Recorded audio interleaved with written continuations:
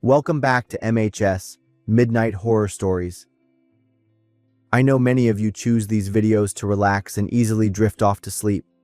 Before you slip into your dreams, could you do me a small favor? Leave a quick interaction and let us know where you're watching this and at what time. Now, let's begin tonight's horror stories. This story was sent in by a viewer named Markund. Thank you so much for such a captivating story. MHS hopes to receive more stories from viewers worldwide. Email horrorstories3s.com@gmail.com. I'm Hannah, 20 years old. This tragedy is etched into my mind like a scar that will never fade. I have a younger sister, Emma, who's 19, and we live with our mom in the suburbs. My dad passed away in a car accident when my sister and I were little. Just a month ago, my mom brought a strange man home. She introduced him as her new boyfriend, with a radiant smile I hadn't seen since my dad died. Hector was over 6 feet tall, with a muscular build like a walking brick wall. He was quite stern, with a bald head and deep-set eyes. At first, he kept his distance from my sister and me, rarely talking, just a few short words when necessary. Hector's just sensitive, lonely after a broken marriage. He needs time to open up, my mom would say about her new boyfriend with affectionate eyes. Gradually, we started to feel more comfortable with Hector's presence, and a harmonious relationship seemed to be forming. But everything changed abruptly one night when I woke up for no clear reason. Out of the corner of my eye, I caught a glimpse of Hector's shadow slipping past my bedroom door. At first, I thought he might need to use the bathroom or go downstairs for water. I tried to go back to sleep but couldn't, so I decided to get up and grab some water myself. I expected to run into Hector somewhere, but the entire downstairs was in darkness, not even a light from the bathroom. With a vague sense of unease, I went back upstairs and decided to check on my mom. As I passed Emma's room, I froze. Hector was standing by her bed, staring at her. His breathing was heavy and uneven, his face observing my sister with a terrifying, hungry look. His back was to me, so he didn't notice me standing behind him. Emma was completely unaware of what was happening.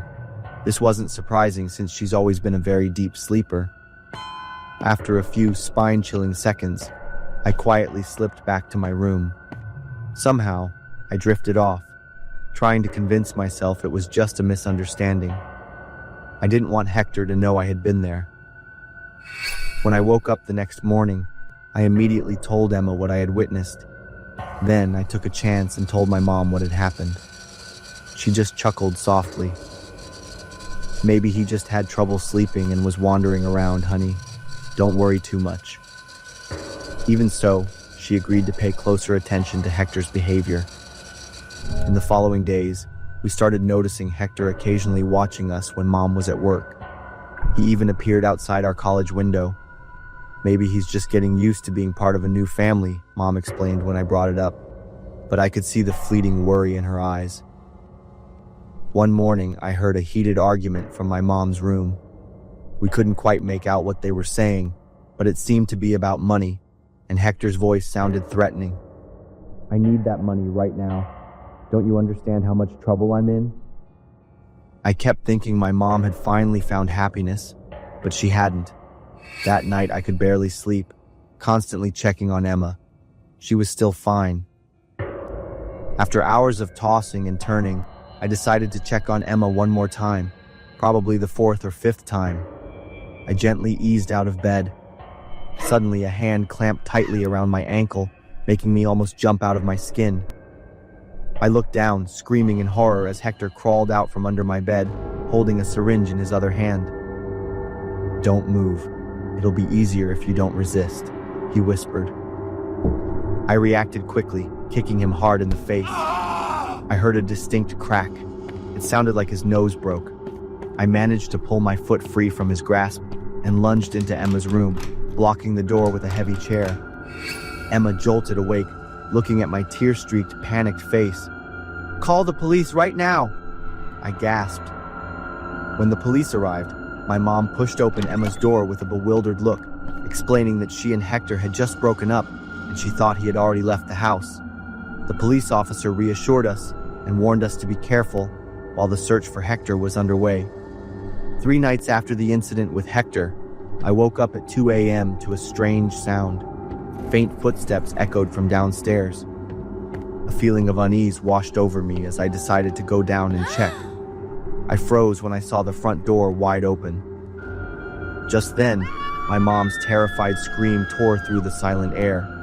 I was about to run upstairs when a dark figure lunged from the corner of the room. He wore a black mask, large and agile. I froze when I heard a familiar voice from behind the mask. "Stay still," he roared, grabbing my hair and pulling hard. I fell to the floor. He pinned me down, one hand pressing hard on my neck, while the other pulled out a syringe. I struggled desperately, trying to break free from my attacker's tightening grip. Just as the needle was about to touch my skin, Emma unexpectedly appeared with a table lamp in her hand. "Let my sister go," my sister yelled, smashing it hard on the attacker's head. He roared in pain, staggering and letting go of me. I quickly scrambled up, grabbed Emma's hand, and we both bolted out of the house. Outside, under the dim moonlight, we saw a large black truck parked on the street, its engine still running. We ran in the opposite direction towards Mr. Reynolds' house, our only neighbor who was still awake. "Please, call the police," I screamed when he opened the door, his face pale as he looked at my trembling sister and me. When the police were called, we saw 2 dark figures rush out of my house, scramble back into the truck and speed away.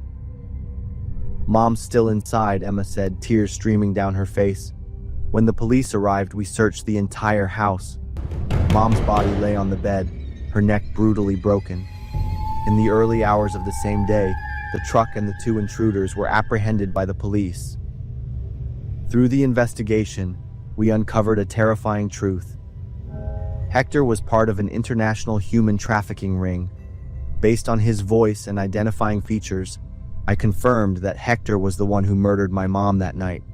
His accomplice was sentenced to 30 years in prison, while Hector received a life sentence without parole for murder and human trafficking. "I chose your family because there was no man to protect them. It was as easy as taking candy from a child," Hector confessed in court with a chilling smile. Currently, even though almost a year has passed, Emma and I still wake up in the middle of the night when we hear strange noises. Some wounds never heal, but we still have each other, Emma says, hugging me tightly. Mom will always be watching over us, no matter where we are. I believe that. My name is Gail, and I was 12 years old when this happened. Summer in our small Arizona town was always hot and quiet. My parents worked all day, leaving my 6-year-old sister Emma and me at home. Our single-story wooden house sat at the end of a long driveway, surrounded by tall oak trees. That day, it was around 2 p.m. Emma was lying on the living room rug, watching cartoons, while I sat at the kitchen table doing my homework. Our dog, Lucky, was sleeping by the back door, tongue lolling out from the heat. A loud banging at the front door startled me. It wasn't a polite knock, but heavy thumps. Emma turned her head to look at me.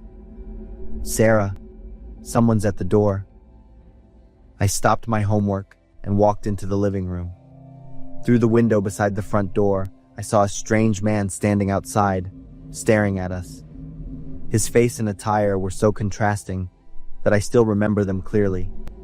He was dressed neatly, but his face was covered in a thick, bushy beard. He held a pink briefcase with Mickey Mouse on it, which looked very eye-catching. When he saw me looking intently, the man smiled, pointing at the briefcase in his hand. I couldn't tear my eyes away from it, partly because of its bright color, partly because I kept wondering, why would a grown man carry a child's briefcase? I didn't open the door. Mom had told us never to open the door for strangers when no adults were home. The man continued to wave, smiling. He pointed to the briefcase, then pointed to the door, as if to say he had something for us. "Sarah, what does he want?" Emma came over to me, her voice trembling. "I don't know. Stay away from the door." I pulled my sister back, my eyes still fixed on the outside. The man stood there for a few more minutes, then suddenly turned away. I thought he was leaving, but no. He walked along the side path of the house, heading towards the back. My heart pounded. I ran into the kitchen, looking through the back window. The man had reached the back door, standing right outside the wooden steps. He placed the briefcase on the ground, then grabbed the doorknob. Lucky sprang up, fur bristling, barking loudly. The doorknob was violently rattled. The door shook, but luckily, Mom always locked it securely whenever she left. The man stopped, looking into the house through the back door's glass. His eyes met mine. He smiled, then gestured with his hand for me to open the door. No. I shook my head hard. He continued to gesture, this time more urgently. Why did he want to enter our house? Why wasn't he saying anything? Emma ran to me, clutching my arm tightly. Sarah, I'm scared. Lucky barked incessantly, constantly lunging towards the back door. The man didn't seem afraid or annoyed by the barking. He just stood there, patiently gesturing for me to open the door. I ran to the landline phone in the living room. With the mind of a 12-year-old, I wondered whether to call Mom or the police first. Suddenly, Emma burst into loud sobs. I couldn't even make the call. I quickly dropped the phone and ran to my sister. I hugged her, trying to comfort her. Looking back at the man, he had pressed his face against the door, his smile wider now, his hand still waving. I tried to make my voice loud and clear. I've already called the police. They're on their way. Through the glass, I saw the man stop gesturing. He tilted his head, as if listening. Then he gave a chilling laugh, as if he knew I was lying. He continued to stand there looking into the house with patient eyes, as if he could wait all day. Suddenly, I remembered. Grandma was on her way to visit us. She would be here around 3 p.m. I looked at the clock on the wall. It was 2:45 p.m. I quickly pulled Emma back into the living room to call Grandma. My voice trembled as I told her about the strange man. Listen carefully. You and Emma run to the back bedroom right now. Lock the door, and Grandma will be there soon. I did exactly as she said. We ran into Mom and Dad's bedroom in the back of the house, and I locked the door. Emma crawled onto the bed, while I sat close to the door, listening. Lucky was still barking, but now the barks were less frequent. 5 minutes stretched like an eternity. Finally, I heard the engine of Grandma's car. The car door slammed shut. Footsteps on the pathway. Sarah! Emma! Grandma's voice echoed from the front. I opened the bedroom door, ran out, and hugged her tightly, crying loudly. Grandma kept asking if my sister and I were okay, and she checked to see if either of us was hurt. She quickly ushered us inside, locked the door, and called the police. My parents also rushed home. There were no signs that he had tried to break in. The back doorknob wasn't damaged. There were no footprints in the soft earth under the windows. The police concluded the man likely had mental health issues. The man never returned. It's been 11 years since that day, and I still vividly remember his smile. And I still wonder, what was in that pink briefcase? Why did he want to enter our house? Some questions never get answers.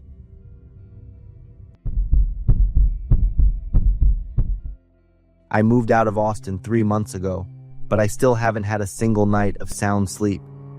Every time I hear a key turn in a lock, my heart pounds like it did that first time. I'll probably never forget that night. It all started with a stupid mistake. I'm Mike, and I work at a software company in Austin, Texas. That day, I'd lost my house keys and couldn't for the life of me remember where I'd left them. By evening, standing in front of my own door, unable to get in, I felt truly foolish. There was no other option but to break the lock. I decided I'd replace the whole lock set afterward. I searched on Google, and the first company that popped up had pretty good reviews. I didn't hesitate. I called them right away. Around 9 o'clock that evening, a pickup truck pulled up in front of my house. A man stepped out of the truck. He introduced himself as Dave, an employee of the company. Nice house you've got here. Do you live alone? Dave looked around my home. Yeah, I've been renting it for 2 years, I replied, leading him to the front door. Dave began working. While replacing the lock, he continued to chat casually. "What do you do for work? You look pretty young." "I'm a programmer." "Ah, tech industry. Must be flexible hours, huh? What time do you usually get home?" "Depends on the project, but usually 6 or 7 in the evening." Dave didn't ask any more questions. He just nodded and focused on his work. He was quick and skillful. In only about 20 minutes, the new lock was installed. "All done," Dave said, handing me 2 new keys. "Give it a try." I tried locking and unlocking a few times. Everything worked smoothly. I went to pay, but Dave said he didn't accept transfers. I gave Dave cash. He thanked me and left, even carefully reminding me to contact him for support if I had any issues. Everything went back to normal for 2 days. Then, I was woken by a strange sound. I glanced at the clock on my nightstand. It was 2 a.m. I was both sleepy and too lazy to check, so I lay silently, listening. The sound of metal clanking came from the front door. That's when I realized it was the sound of a lock being picked. I shot up, my heart racing. I had to call the police. I reached for my phone on the nightstand, dialing 911. Before I could hit the call button, light from the hallway spilled into the room. A tall, thin figure appeared in my bedroom doorway. I don't usually close my bedroom door when I sleep, let alone lock it. What a disaster. "Stay still," a low, cold voice commanded. I saw the barrel of a short gun in his hand. My body instantly froze. My phone was still on the emergency call screen, but I didn't dare press it. "Give me your phone." I remained motionless, scared but also trying to buy time. I was desperately trying to think of a way to deal with this. Suddenly, the cold muzzle of the gun pressed against my temple, making me jump. "Are you deaf?" he snarled. I handed over my phone with trembling hands. He turned it off and put it in his pocket. "Get up, go towards the bathroom." I followed like a robot that had been switched on. He pushed me into the bathroom at the end of the hall, watched for a few seconds, and then laughed with amusement. "Sit down and be quiet. If I hear any noise, you know what will happen." I looked directly into his eyes. The sound of the bolt clicking from the outside echoed. I looked around. Everything was pitch black. Then I heard footsteps in the house, the sound of drawers being opened, and things being moved around. He was ransacking my house. Witnessing my home being violated, I felt utterly helpless and desperate, constantly pulling at my hair. About an hour later, I heard him talking on the phone from the living room. "Yeah, this house is good. I found a lot of interesting and valuable stuff." That voice sounded familiar. Footsteps approached the bathroom. I held my breath. "Thanks for your cooperation. I'll be leaving in a few minutes." Finally, I heard the front door close, then the sound of a car starting and the engine fading away. I waited a while longer before daring to stand up, looking up at the small window above the bathtub. I walked over, opened the window, and yelled for help. After a few minutes, luckily, my neighbor, Mrs. Susan, walked by and helped me call the police. The police arrived. It was then, as I recounted every detail, that all the pieces suddenly clicked into place in my mind. The familiar voice, that look. "It's the locksmith," I blurted out. He'd asked about my work schedule, about living alone. He hadn't worn a company logo on his shirt and hadn't given me a receipt after finishing the job. It was highly likely he'd made a copy of the key. I felt stupid and angry at myself. How could I have trusted a complete stranger and revealed so much information about my life? I immediately gave all the information about Dave to the police. They confirmed that the phone number Dave gave me was no longer active. He hadn't left a single trace after stealing my belongings. Even the name Dave was almost certainly fake. I lost my laptop, $3,000 in cash, the Rolex watch my dad gave me, and a few valuable decorative items. But what I lost most was the feeling of safety in my own home. I moved out of Austin a week later. I understand that trust can be the most dangerous thing in the world, and I will never forget Dave's friendly voice and how he turned me into a victim with seemingly harmless questions. It seems I bought a painting that is haunted. I returned home late at night. My girlfriend was very upset because I didn't give her a heads up. "I'm sorry, Emily. I had something important to do. Look at this," I said excitedly, while tearing off the wrapping from the item I had just brought home. "Did you really buy it? The painting you showed me last night, right?" "Yes. Isn't it awesome?" "No, Joseph. It's weird. That's exactly what makes it so special, my love." I happily hung the newly purchased painting above the sofa, right in the center of the living room. My girlfriend didn't seem to care anymore and went into the kitchen. Suddenly, our pet dog barked loudly. "What's going on, buddy?" I said as I petted Max. It looked at the painting on the wall with anger, wariness, and fear, continuously growling as if to warn us. I laughed out loud. "Come on, buddy, it's just a painting." I gave Max a little scratch and then walked over to the dining table that my girlfriend had set. "See? I'm not the only one who finds your painting creepy, right? I bought it because the seller said it's a haunted painting. Interesting, right?" My girlfriend changed the subject, and everything went on normally until it was time to go to bed. The loud and frantic barking of Max echoed through the house. I quickly ran to the living room, putting my finger to my lips to signal Max to be quiet since it was nearly midnight. Max kept staring at the painting on the wall with an unprecedented, fierce gaze. "Max, it's just a painting. You'll get used to it soon enough."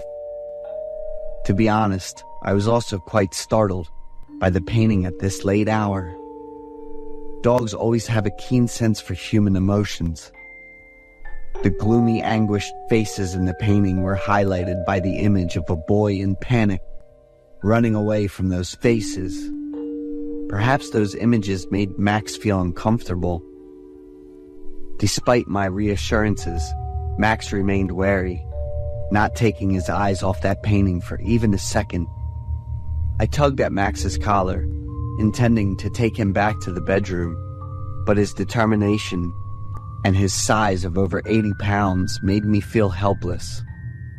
I returned to the bedroom, leaving the door slightly ajar in case Max changed his mind. I hugged her for comfort, and soon both of us fell into a deep sleep. I wasn't sure how long I had been asleep when I was suddenly awakened by Emily's loud scream. I sprang up like a spring and dashed into the living room, just as my girlfriend was running toward me from the opposite direction. She hugged me tightly and fell to her knees, and I quickly supported her. "There's an intruder. He's in the living room." My girlfriend's voice came out as if she was struggling for air. I immediately turned on all the lights in the house, gripping a pair of scissors tightly in my hand as I went to check around. All the doors in the house were still closed, showing no signs of tampering. The furniture was intact and in its proper place. Especially Max. If there was an intruder, he definitely wouldn't let him go easily. Max was still sitting, intently staring at the painting on the wall. "Joseph, do you feel like there's something strange about that painting?" I looked at Emily in surprise, then turned my gaze back to the painting. The faces of those people were dripping with streams of red tears. I slowly approached with suspicion and fear. Reaching out to touch the painting, the long red streaks were still wet. I brought my hand to my nose and realized it was paint, not blood. My body felt much lighter, and I reassured my girlfriend. She wouldn't accept it and demanded that I get rid of the painting immediately.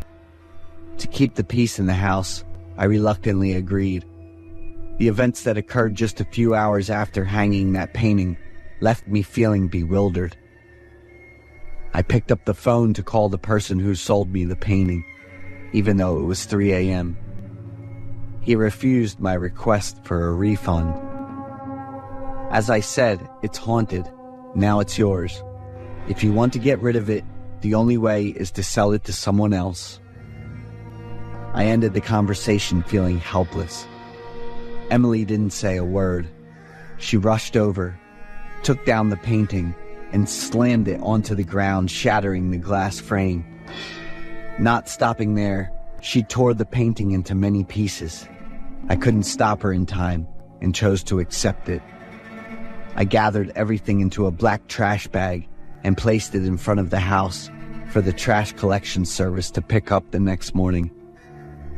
Emily was still upset, so I decided to give her some space to calm down.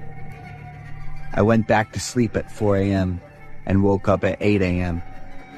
Not seeing Emily at home, she must have left for work early. When I went to work, the bag containing the painting had indeed been picked up. All day long, I didn't receive any messages from Emily.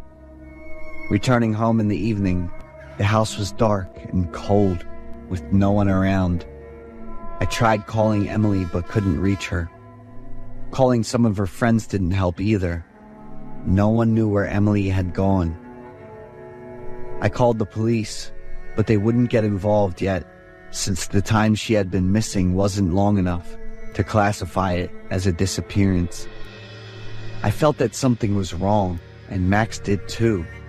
He was sensitive to every sound. By the end of the next day, the police finally got involved, and that evening I received a call. They reported that they had found Emily, but she was not intact. Emily was crushed in the garbage disposal with no clear cause found. She was left with only a few dismembered, twisted body parts, and I felt more pain and despair, regretting that I hadn't listened to her. To overcome this loss and obsession, it's truly difficult for me. It's true that I bought a haunted painting.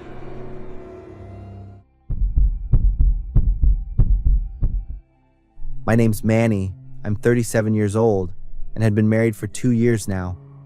My wife's Elaine, 31 years old. We lived in a small house in Sedona, Arizona.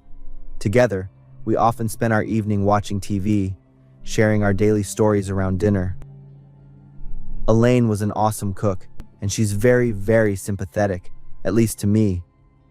Our marriage life was awesome, peaceful. One night, Elaine made our favorite creamy sauce pasta, and we would then watch her favorite movies together. Elaine's favorite was horror, double it up with hack and slash. She was so focused on her movies that she ignored all the white sauce staining her clothes and mouth. I cleaned it up and was amused with her childish cuteness. In stark contrast with Elaine, I was never a fan of hack and slash, and I simply didn't want to shut down my brain to watch anything. So needless to say, the movie went pretty stale midway through.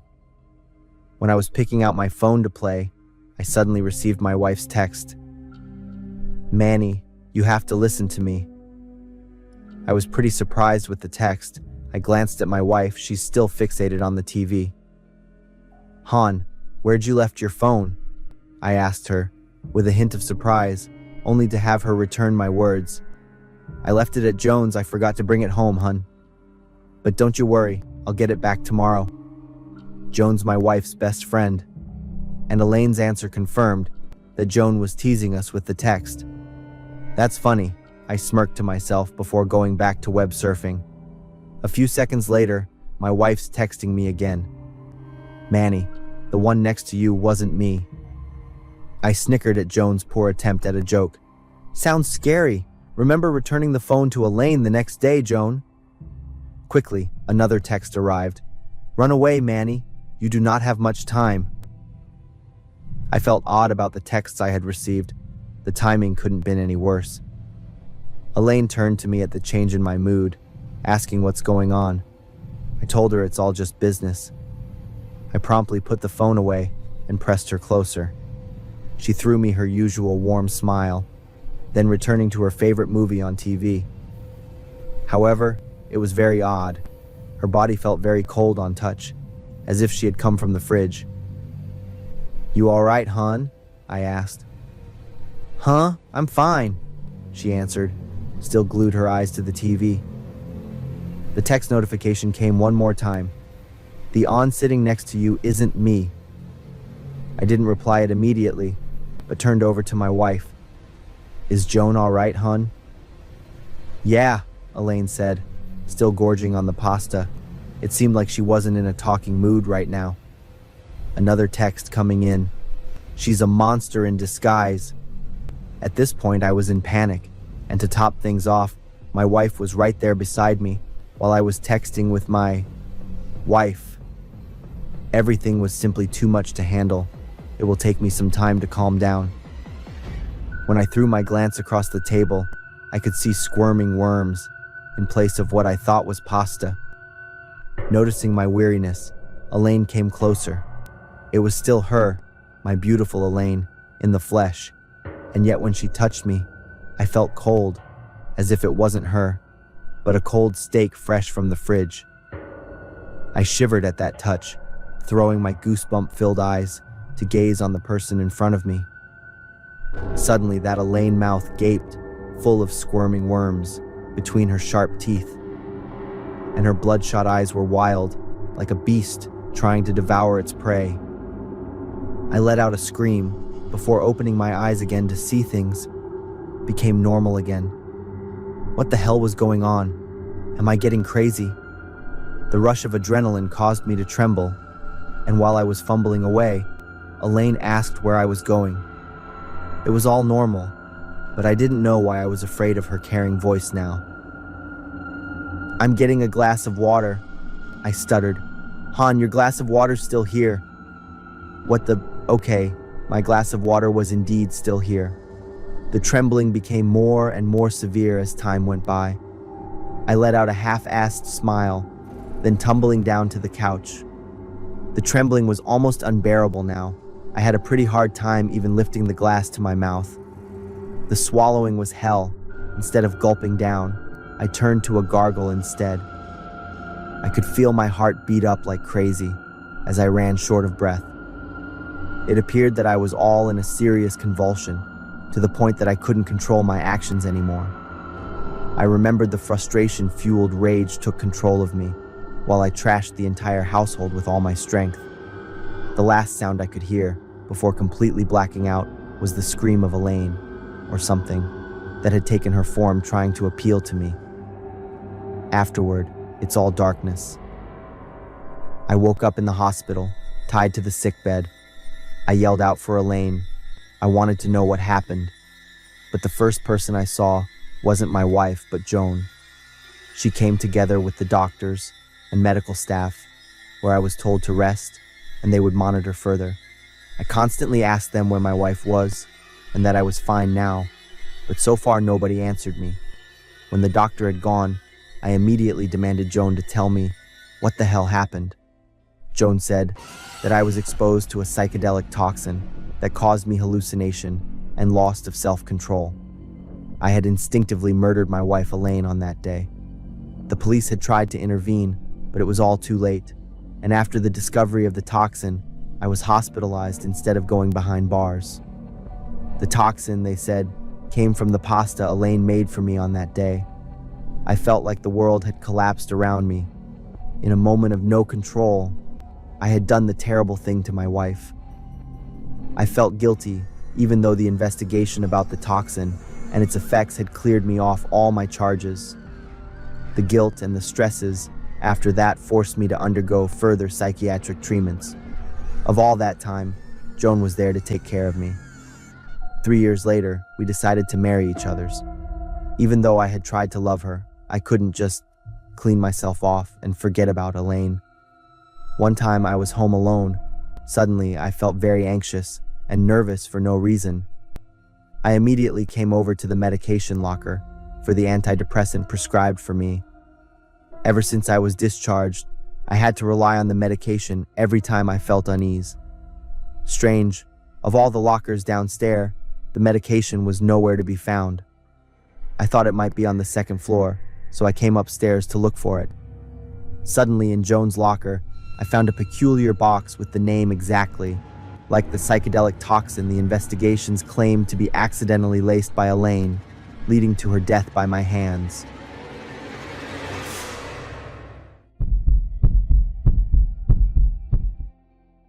Bianca and Henry are a couple who have been together for nearly a year. Both of them have stable jobs, however. Bianca's income is higher than her boyfriend's. They're at the ideal age to explore and develop their relationship. Like many other couples, Bianca and Henry frequently face disagreements that escalate into discussions and then arguments. But Bianca is always the one to take the initiative to resolve those conflicts. She is always accommodating, tactful, and gentle. More and more, Bianca feels her boyfriend's indifference and lack of depth. Without questioning, being upset, or imposing, Bianca remains incredibly patient and gentle with Henry. But the more she behaves this way, the more Henry becomes unreasonable and treats her poorly. Can we meet tonight around 9 o'clock? Okay? No, I have work to take care of, so I have limited time. But if I can't see you, I won't be able to sleep. Henry, I'm all ready. Can we go? Bianca called out from the door. Oh, let's go. We're going. I'm ready too. Henry flusteredly turned off the phone and ran over to gently wrap his arms around Bianca's waist. Bianca smiled gently at her boyfriend and adjusted his tie. How do I look? Bianca's very gentle voice and her meaningful gaze sent shivers down Henry's spine. Amazing.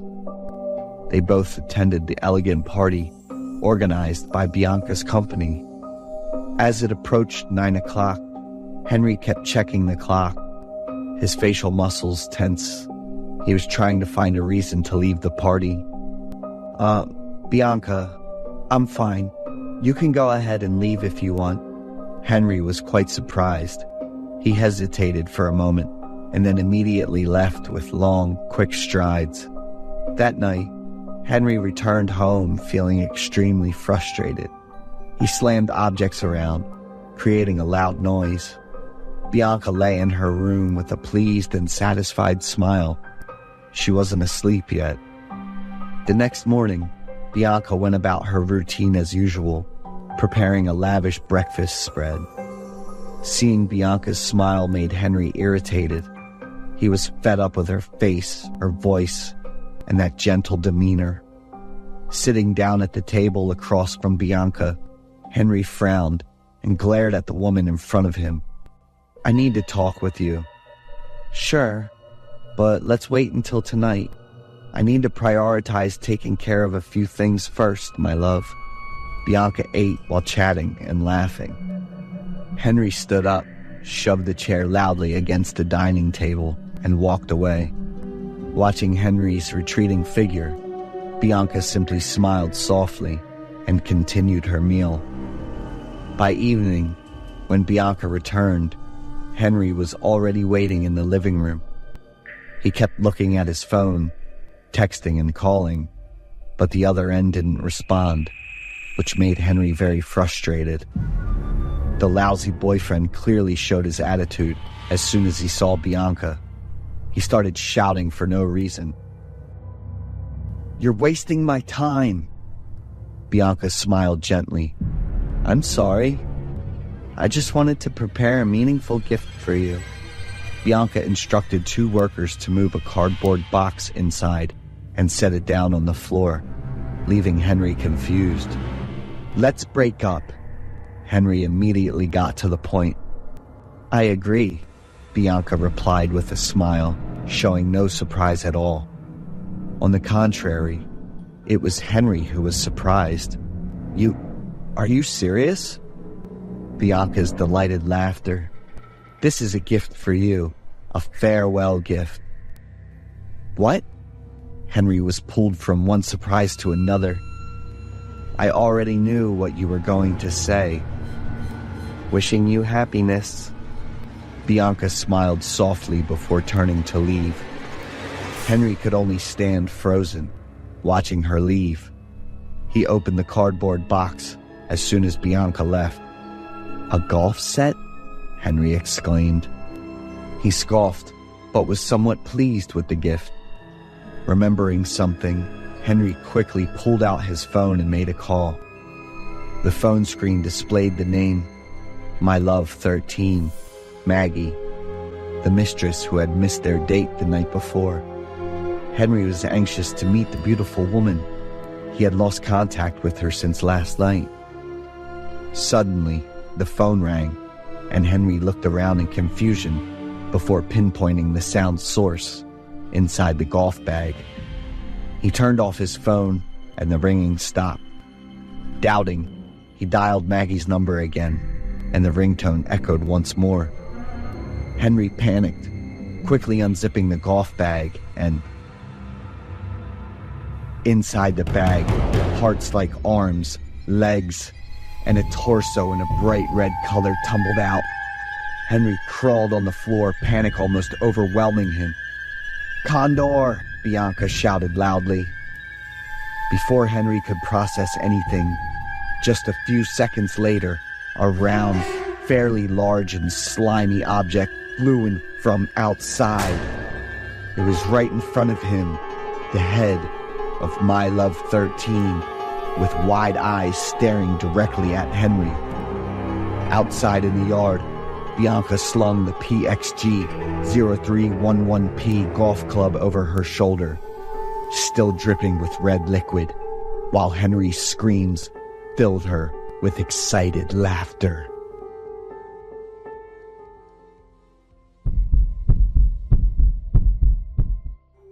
Never in a million years did I think a gift from my boyfriend Ramon would turn into my worst nightmare.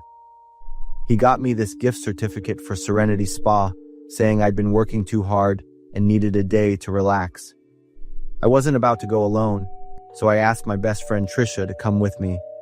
She was all for it, joking that I basically had the perfect boyfriend. Saturday morning, we hit the road, laughing and chatting the whole way, totally pumped for a great day. But when we got there, it was a letdown. The parking lot was empty, nothing like the fancy pictures on the website. The only car around was this old truck parked near the back door, windshield covered in dust. The Serenity Spa sign was all faded and barely hanging on, swaying in the wind like it was about to give up. We had just stepped out of the car when this woman stumbled out of the spa. Her skin was ghostly pale, eyes blank, like she'd just seen something straight out of a horror movie. The woman suddenly grabbed my hand, her voice shaky as she muttered, "You'd better get out of here." Then she took off, not even glancing back. I just stood there, staring after her, but Trisha shrugged it off, told me I was overthinking, and headed straight into the spa. Inside, it was way gloomier than I expected. The old yellow lamps barely lit up the place, making it feel more like some rundown bar than a spa. The air reeked of lavender essential oil, not the calming kind, but overpowering, thick, and suffocating. At the reception desk, an old woman gave us this weak smile. Her eyes were cold. "Welcome to Serenity Spa. Please leave your phone at the counter for the best relaxation experience." I hesitated, but Trisha casually dropped her phone, flashing me a look that basically said, "You're being paranoid." Not wanting to be the weird one, I followed her lead. We got led into the massage room. The loudspeaker crackled, telling us to lie face down on the bed. As we got settled, the door creaked open, and two staff members walked in. They didn't say a word, just started working like they were on autopilot. The second their hands touched me, I shivered. Their skin wasn't soft like a professional masseuse. It was rough, calloused, like someone who did hard labor. But their movements weren't bad, so I didn't think too much about it and eventually let myself relax. By the time the massage was over, my body felt looser, way more comfortable, and I was starting to get a little sleepy. Next, they led Trisha and me to the sauna. The hallway to the sauna was long, narrow, and kinda dark. I glanced over at Trisha. She still looked excited, totally unfazed by the weird, heavy vibe hanging in the air. When we got to a big wooden door, the old receptionist stopped and turned to me with this weird smile.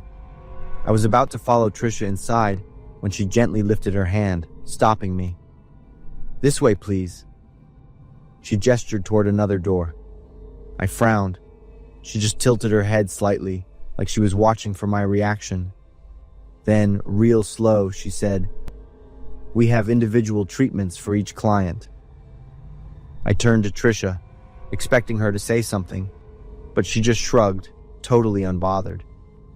"It's probably just how they do things, chill," she said, patting my hand before heading into the room across from mine. I pressed my lips together and stepped into my sauna, feeling a little uneasy. The room was smaller than I expected, airtight, the wooden walls making it feel even more cramped. Steam filled the space, thick and heavy, settling into my skin. I sat down on a long wooden bench, trying to let my body relax, telling myself it was just my imagination running wild. A few minutes later, this floral scent drifted through the air. At first, it was nice, relaxing even. But then, out of nowhere, I started feeling dizzy. Something was definitely off. I couldn't sit still anymore. I jumped up from the bench. My heart was pounding so hard I could hear it in my ears. I bolted for the door, hands shaking as I grabbed the doorknob and shoved it open. Stepping into the hallway, I shook my head, trying to clear the fog in my brain, then ran straight to the room across from mine, the one Trisha had gone into. The sauna door was wide open, but she wasn't there. Panic hit me like a truck. I spun around and sprinted to the reception desk, barely able to catch my breath. "Where's my friend?" My voice came out shaky, almost frantic. The old woman behind the counter still had that same eerie smile, her eyes blank and cold. "You came here alone." My whole body locked up, but my heart was racing like crazy. I shook my head over and over, refusing to believe what I had just heard. "No, I came with Trisha. We walked in together. What did you do to her?" I was practically screaming, but the woman just shook her head, still wearing that weird, knowing smile. Panic surged through me. I demanded my phone back. She frowned like I was being a nuisance, then listened to something on her walkie-talkie before reluctantly handing it over. I wasted no time. I called the police. They showed up in about 10 minutes. I told them everything, pointing at the reception desk where the woman still stood, completely still, and then toward the sauna room. One officer stayed to talk to me, while the other went over to check the security footage. The screen flickered on, and I watched. There I was, pushing open the door, walking down the hallway, stopping at the front desk, chatting with the receptionist, taking the gift certificate, and heading to the changing room. But it was just me, no Trisha. How the hell was this possible? I knew she was with me. I heard her laughing in the car, and yet in this video she didn't exist. I stumbled back, feeling like the ground beneath me was crumbling, dragging me into a nightmare I couldn't wake up from. I yelled at them to check again, begged them to look closer, but all I got were pitying glances from the policeman. Then they called a psychiatrist.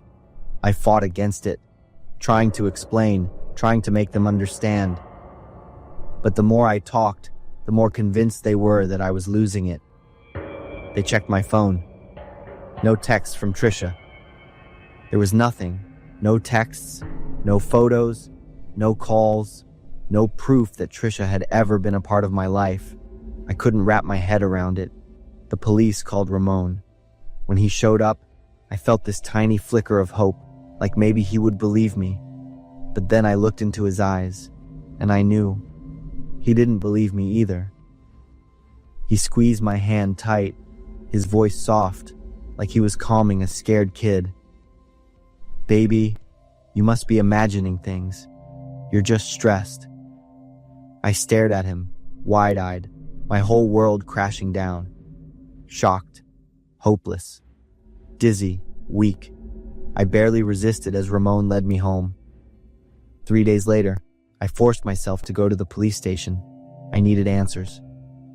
I sat there, completely still, gripping the cold metal chair, my eyes locked on the computer screen in front of me. The security footage from Serenity Spa played again. The cops rewound it over and over, checked every angle, but nothing changed. No way. My voice shook. This can't be right.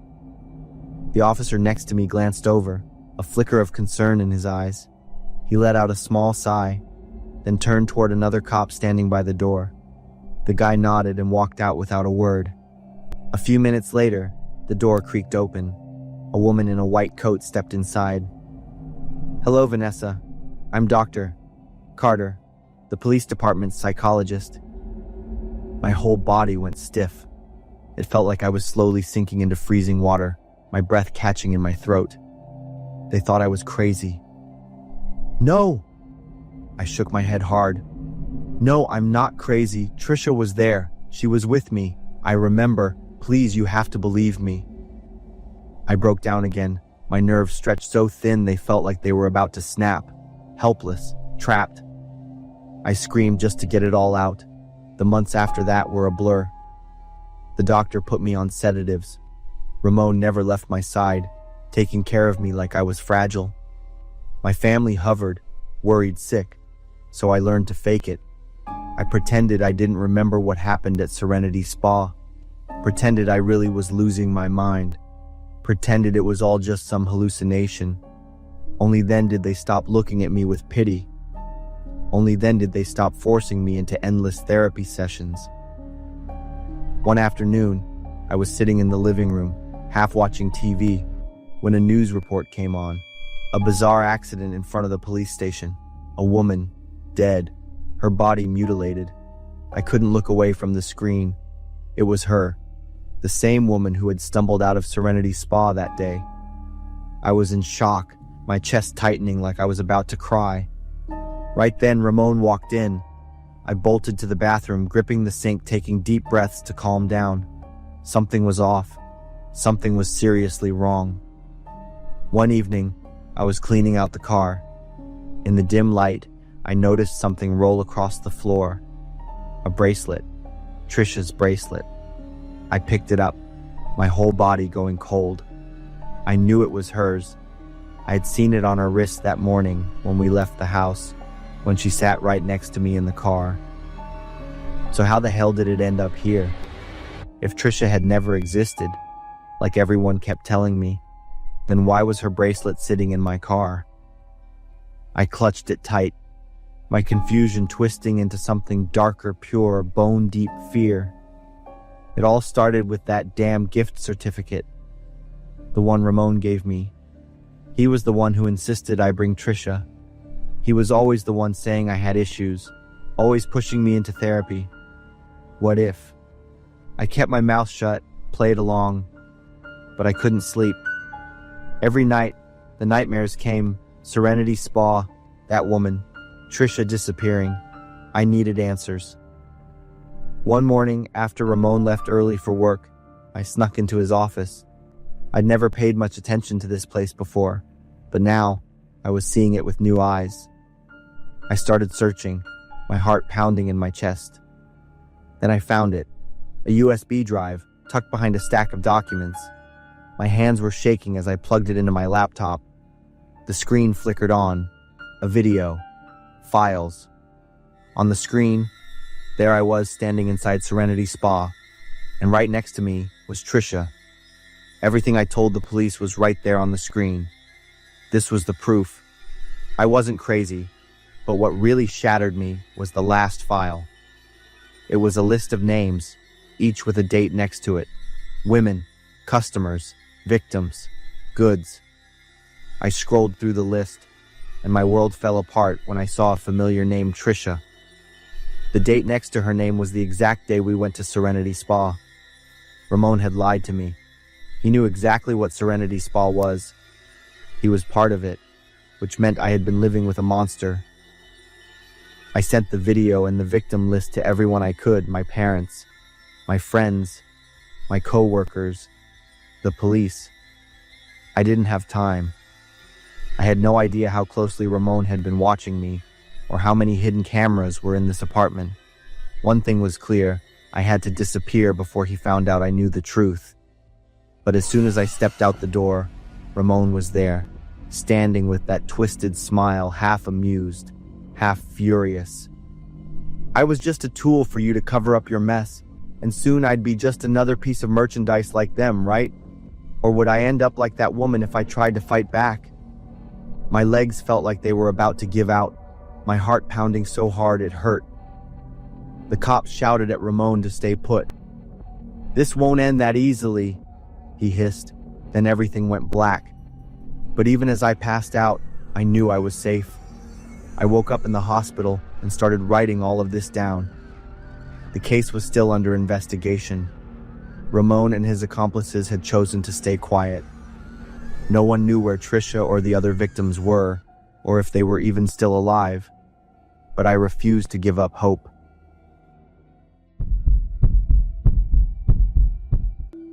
I'm Shannon. I'm 22 years old, and I've just graduated from healthcare.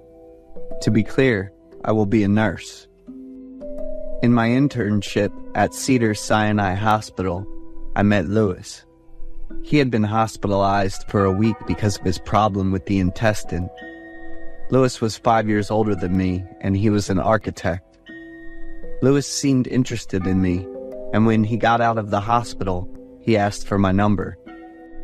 Lewis kept flirting, and after 2 months, I agreed to be his girlfriend. Lewis was sweet. He remembered all my hobbies and even my random words. He was so handy that he often gave handmade gifts. Lewis got a flexible job so he could spend time whenever I wanted on weekdays.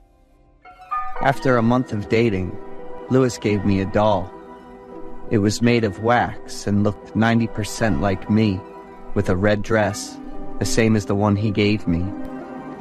I didn't like dolls. It was such a surreal feeling when I looked at its stiff face. But it was a gift from Lewis, and I knew he had put a lot of effort into making it. I held the gift with happiness. Lewis told me to put the doll on the desk. I happily agreed without asking why. I brought Lewis over to my place. We cooked dinner together and had a great time. But when I asked to come over to his place, Lewis said he was working on some stuff around the house. As an architect, I want to design my own place to be both beautiful and super comfortable. I will take you home as soon as everything is done, okay? I was totally convinced by hearing what Lewis said. About a week later, Lewis took me to his house. Everything looked amazing. It's a real piece of an architect's work. Lewis told me to look around a bit while he got drinks and snacks ready for us. It was around 6 p.m. I walked around to check out the living room, and the decorations were really different from what I'm used to. There was a very large glass window facing the adjacent garden. I wanted to pull the curtains up to watch the sunset, but got startled. A girl in a red dress stood right outside the window and looked at me with angry eyes. She stared at me until Lewis came over and asked me what was wrong. I stammered and pointed at the window. When I looked back, she had disappeared. I told Lewis. He didn't seem worried or surprised. Lewis thought it was just a naughty child from the neighborhood. But that shape didn't belong to a child, and the gate was still closed. How did she get in here? He gave me a glass of water and told me to stay inside while he went out checking. I sat in the living room waiting for Lewis for 20 minutes, but he hadn't returned. I couldn't wait any longer, so I got up to go find him. As soon as I left the living room to head to the garden, Lewis suddenly rushed over to stop me. He said he'd finished with it and that it was the girl from the house across the street. She wasn't exactly sane. We returned to the living room. I felt something strange from Lewis. A moment later, Lewis got a phone call. He said it was his partner and stepped away to take it. I wanted to use the bathroom. After coming out of the bathroom, I was drawn to one of the rooms. Across the living room, Lewis was still on the phone, so I decided to check out that room on my own. The door was locked, and I was even more curious about the inside. Out of nowhere, a hand grabbed my mouth from behind. I felt something with a really strong fishy smell coming from that hand. Be silent or be dead. I heard a girl's voice right next to my ear. I nodded slightly, and she gradually loosened her grip and let me go. I slowly turned around, trembling, and I covered my mouth with my hand to prevent noise. In front of me was a girl in a red dress. Wait, it looked exactly like the one Lewis gave me, and that I was wearing. Her body was covered in wounds. Her face was bruised with one eye still bleeding, and her neck had purple marks like someone had squeezed it. She smelled really bad, like she hadn't been cleaned in ages. He told you he was a lawyer, right? He was gentle, polite, and remembered all of your preferences. His reason was renovating the house, and he's just brought you here today. That girl knew a lot about me and Lewis. Who was she at all? Those thoughts hit me, and my throat was so tight I couldn't speak. He gave you the dress, and also the doll?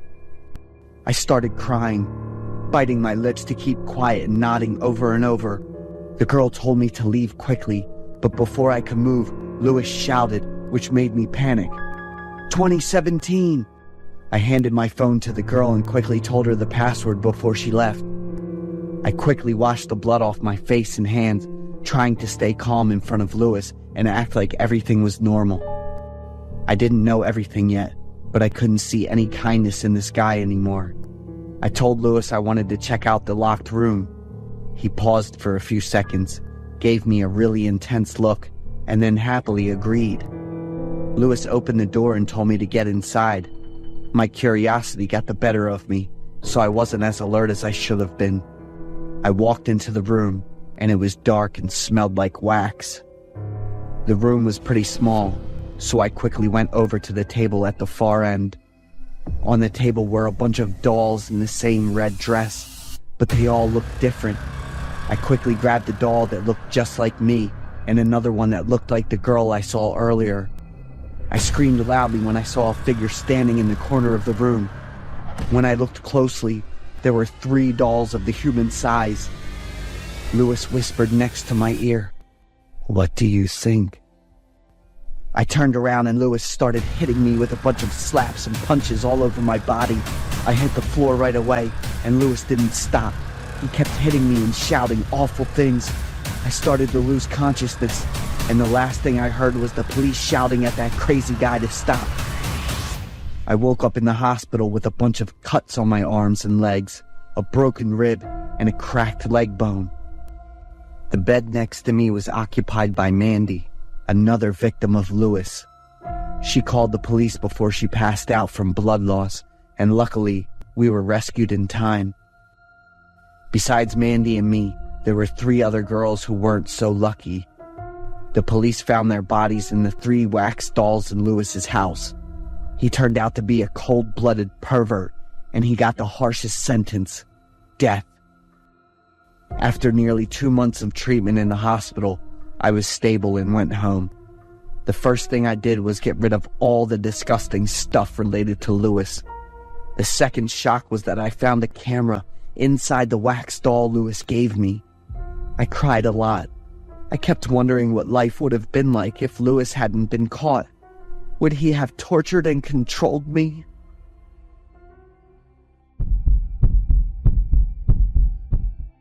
The stray dog I adopted is following me. I'm currently living alone in a new city. My life was quite unstable after I broke up with my 5-year relationship. Having to give up a habit was really difficult. I was very depressed and decided to go to a far place to change everything. I'm not a very sociable person, so it's difficult to make friends. Nearly 2 months have passed in this new house. Loneliness and cold are the 2 main emotions in me. Having things didn't go as expected made me feel even more hopeless. And then, everything changed when I saw an extremely cute friend. It's a medium-sized dog. I'm not sure what breed it is. It's probably a hybrid. What makes it even more special is its eyes, with one side being big and the other side smaller. The dog stood in front of my house for a long time. his eyes focused intently inside. I approached and opened the door, when it happily wagged its tail and ran into the house, starting to explore everything with its constantly upturned nose. I posted on my personal page, wrote a notice and posted it in front of my house, but no one came to claim the dog. Finally, I contacted the local animal shelter. They said if I wanted, I could keep the dog for a few days and let them know if I couldn't find an owner or wanted to adopt it. I've never raised an animal, but I know a saying, like pets are good medicine to heal the soul. I made a fairly quick decision to keep the dog, temporarily calling him Duke. I made an appointment with the vet to bring Duke in for a checkup in 2 weeks. Except for the eye defect that makes Duke not very beautiful, everything about that boy is great. With a combination of white and brown fur, Duke is smart, knows how to listen, and understands things. I feel like my life is much happier and less lonely. I learned about how to take care of the dog, creating the most comfortable environment for Duke. The boy doesn't ask for anything. The only thing Duke needed was me. I confided in Duke about everything: work, feelings, family, and secrets. Duke sat next to me, looking intently at me, like he really understood what I was saying. After a week, I called the rescue station to officially adopt Duke, and made that day my lovely little boy's birthday. We did everything together, and I was extremely regretful. Why didn't I adopt an adorable furry friend like this sooner? One time when I brought Duke back from the swimming pool, I noticed that Duke was very upset and stopped eating. Duke's appointment is 2 days away, but I asked the doctor to come to my house to examine Duke right away. The doctor arrived.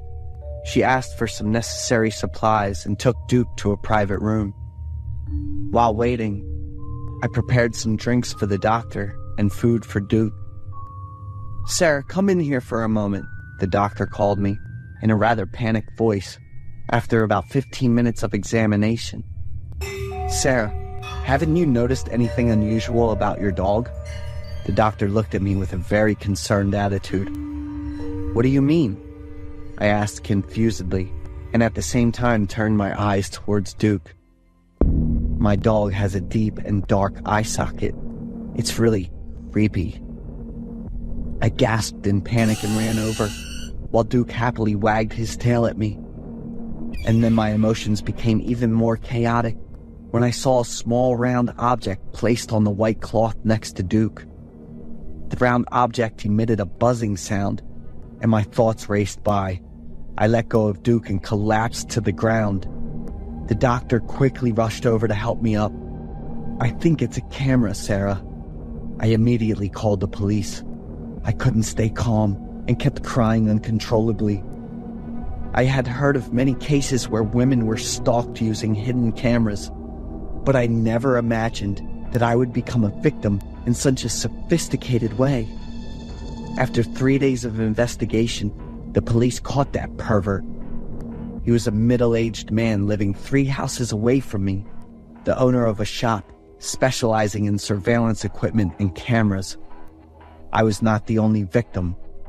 He would certainly face punishment and be required to pay a substantial compensation. That was the end for him, but it opened up a terrible and horrifying period for me.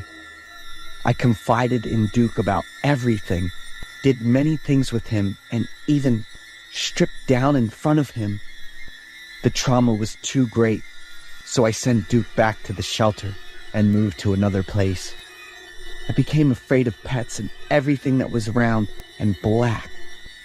I hope that my story will serve as a lesson to raise awareness for everyone, especially women.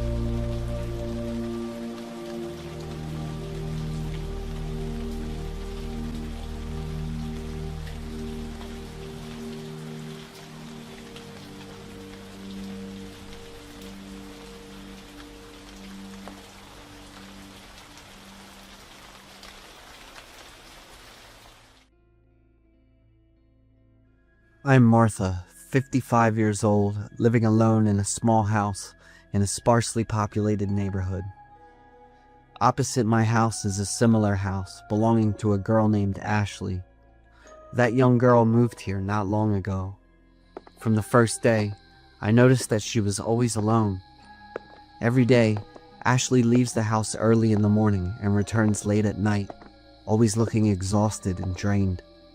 I don't know why, but I feel a special concern for her. Maybe Ashley reminds me of my daughter, who passed away from a severe mental illness 3 years ago.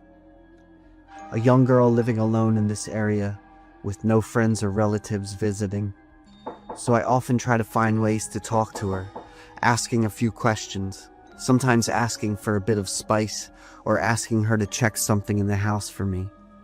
But I noticed Ashley always kept a certain distance from me. She wasn't rude, but she never truly opened up. Every time I looked at her, I always felt something was wrong. One night, while I was reading a book, I heard loud arguing coming from Ashley's house. A man's voice rang out, harsh and threatening. Then, there was the sound of furniture crashing, dragging across the floor. I jumped up, my heart pounding. I tried to listen more clearly. Then came a frightening silence. An unsettling feeling arose, making it impossible for me to stay still. My instincts urged me to do something. I quickly ran to Ashley's house. But as I neared the door, I stopped. A stream of thought, like an invisible thread, pulled me back, making me hesitate. The house was dark, silent, as if nothing had happened. I tiptoed around to the side window, leaned down, and pressed my face against the glass to try to peer into the darkness inside. But all I saw was an empty space, no one inside. After a moment of hesitation, guilt began to swell, and I quietly returned to my house, burdened with unanswerable questions. In the following days, Ashley seemed more frantic than usual. She always kept the curtains tightly shut, entered and exited the house with a watchful eye, occasionally looking around as if someone were watching her. I thought about asking if something was wrong, but she kept pulling further away from me. Then, one night, when I went out to take the trash, I saw Ashley dragging a large trash bag to the back of the house. She had her back to me, but her skinny shoulders were trembling under the streetlight. I was about to call out to her, but then I stopped. A feeling of unease crept over me. The next morning, I gathered my courage and knocked on Ashley's door. "Good morning, Ashley. I wasn't intending to bother you, but I haven't seen you outside lately. Are you okay?" She forced a smile and said work had been stressful and she needed to rest. "The other day I heard a man's voice in your house, didn't I?" "You must have been mistaken. I just need to rest." She quickly shut the door. I knew something was wrong. Just 2 days later, Ashley moved away. She didn't carry many things, only a small suitcase. That afternoon, once I was sure she was gone, I approached Ashley's door. The door was unlocked. I hesitated for a moment, then pushed the door open. Ashley's house. It was empty, everything clean, with a strong smell of cleaning products, an almost frightening scent. I returned home, pushing everything aside. After all, she was gone. A few days later, I sat in the living room with a hot cup of tea, letting the voices from the news fill the silence of the house. The police are investigating the disappearance of Matthew Hendricks, 38 years old, a director at a law firm in the city. He was last seen on Friday night and has since gone missing. A cold shiver ran down my spine. The name of the company. I had heard Ashley mention it before. I remembered the late nights when Ashley came home exhausted, looking drained and worried. And then I remembered that night. The arguing, the angry voice of the man, the loud crash, the deadly silence. Oh my God! I sat frozen in my chair, a horrifying thought slowly emerging. A few days later, the police arrived in my neighborhood. The police asked me for any information I had about her, and I answered truthfully. The police had a search warrant for Ashley's house later that afternoon. I, along with the neighbors, stood at a distance watching. A little while later, 2 construction workers arrived with specialized equipment. The sounds of hammers and drills rang out for a while, and an object, wrapped tightly in hundreds of layers of tape, hidden under cold cement, emitting a strong, foul smell, was quickly removed by the police. Those who witnessed it knew exactly what was inside. I remembered her gaunt, haggard face and the perpetually sorrowful look in her eyes. No one knows I heard the arguing that night. I closed the curtains, but the feeling of unease still clung to me. I looked down at my hands. The teacup was still warm, but my hands, they were cold as ice. Welcome back to MHS, Midnight Horror Stories. I know many of you choose these videos to relax and easily drift off to sleep. Before you slip into your dreams, could you do me a small favor?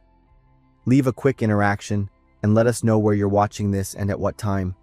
Now, let's begin tonight's horror stories.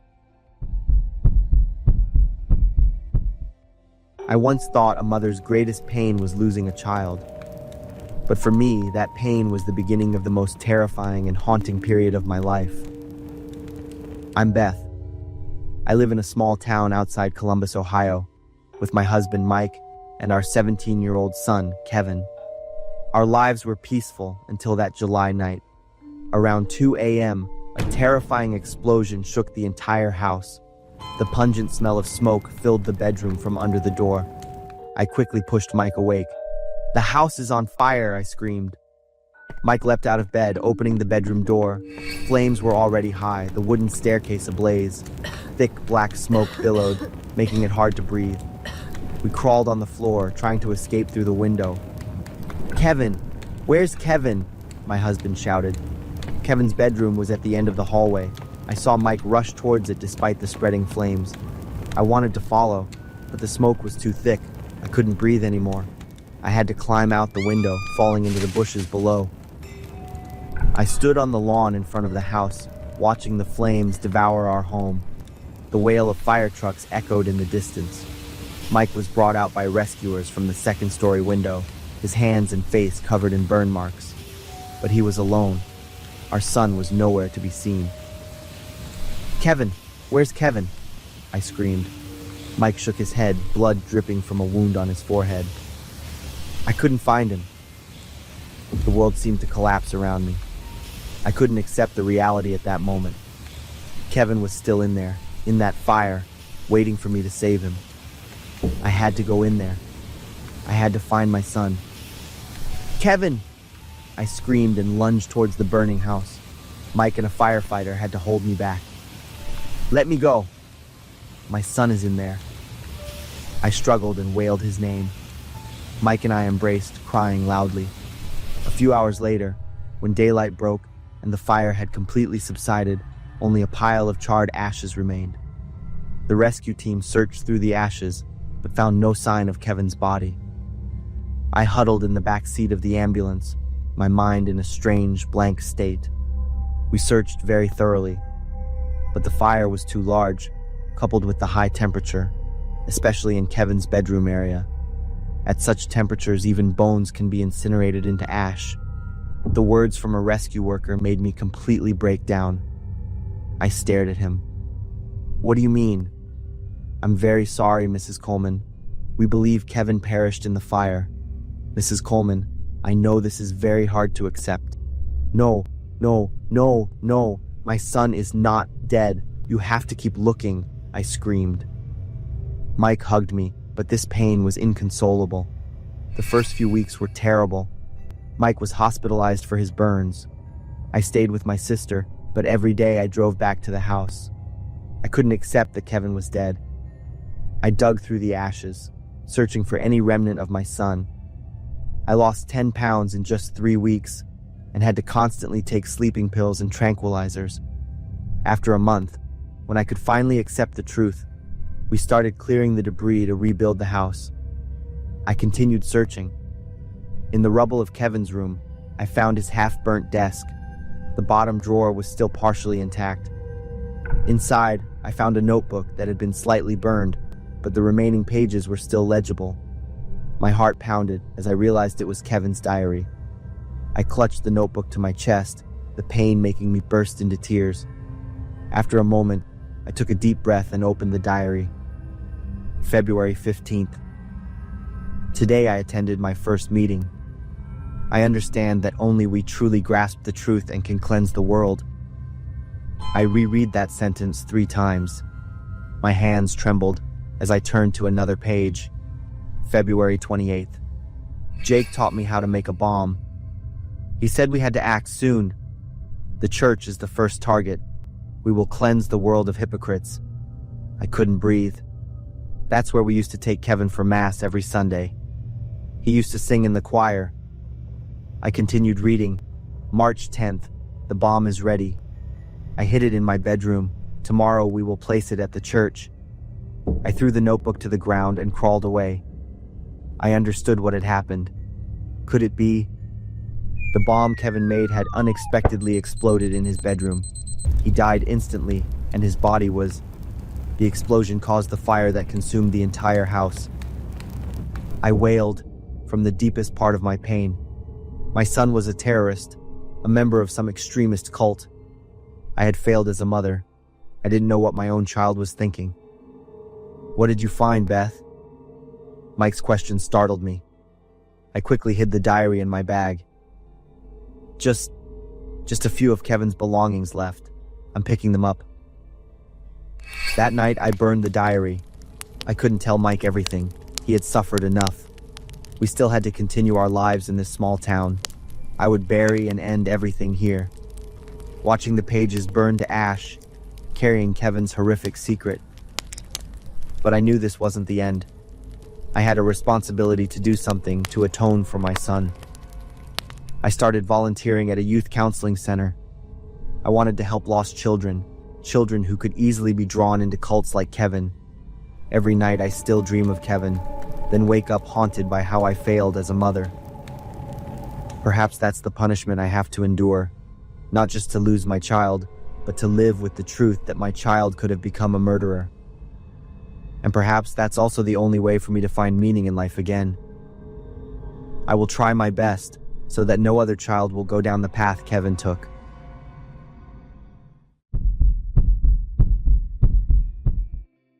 There are stories you want to forget, but they haunt you even more. I've tried to bury the memory of that brown-haired girl for the past 13 years, but I can't. I'm always regretful and tormented because she died due to my cowardice. It happened when I was 12 years old. Lily was my classmate. She always wore old clothes and had a sad demeanor. I learned from other classmates that Lily lived with her mom in a very small house on the outskirts of town. Life was quite difficult because her mom was blind. The beginning of the horrific story was a day I was late for school. As I turned onto the road leading to the school, I saw Mr. Anderson's familiar car parked on the side of the road, its engine still running. Almost every student at my school knew his license plate by heart. It wouldn't have been surprising if I hadn't seen Lily get out of the car. She stumbled, clutching her stomach, then bent over and vomited right by the roadside. "I don't want to repeat this again. Remember that?" Mr. Anderson's voice came from inside the car. Lily didn't answer, just kept her head down and continuously wiped her mouth. I hid behind a large tree, observing everything. Mr. Anderson drove away, leaving Lily standing alone. I didn't understand what was happening. Maybe Lily was sick, and Mr. Anderson was kind enough to take her to the hospital. But he left her here, and Mr. Anderson's voice sounded threatening. Mr. Anderson was a respected figure in the entire town. He had taught and was the coach of the state championship basketball team. Every summer, he organized free summer camps for underprivileged children. That evening, I told my mom what I had seen. My mom was washing dishes, then suddenly stopped. Mom asked me to repeat the story, asking if I was sure I saw Lily get out of Mr. Anderson's car. I nodded, confirming it. Mom quickly grabbed her phone. I sat listening to her talk to someone on the other end of the line. Mom recounted my story. I think something isn't right. Lily is only 12 years old. I was confused, not understanding anything. But when I asked again, Mom just remained silent and looked at me with a rather serious gaze. 2 days later, a police officer came to my house. He explained he had spoken to Mr. Anderson, and he said Lily had a cold, and he kindly drove her home early. There was nothing unusual. When my mom asked about Lily vomiting, the police officer replied that it was just due to the flu. He tapped his finger on the table, emphasizing that Mr. Anderson was a very reputable person in the community.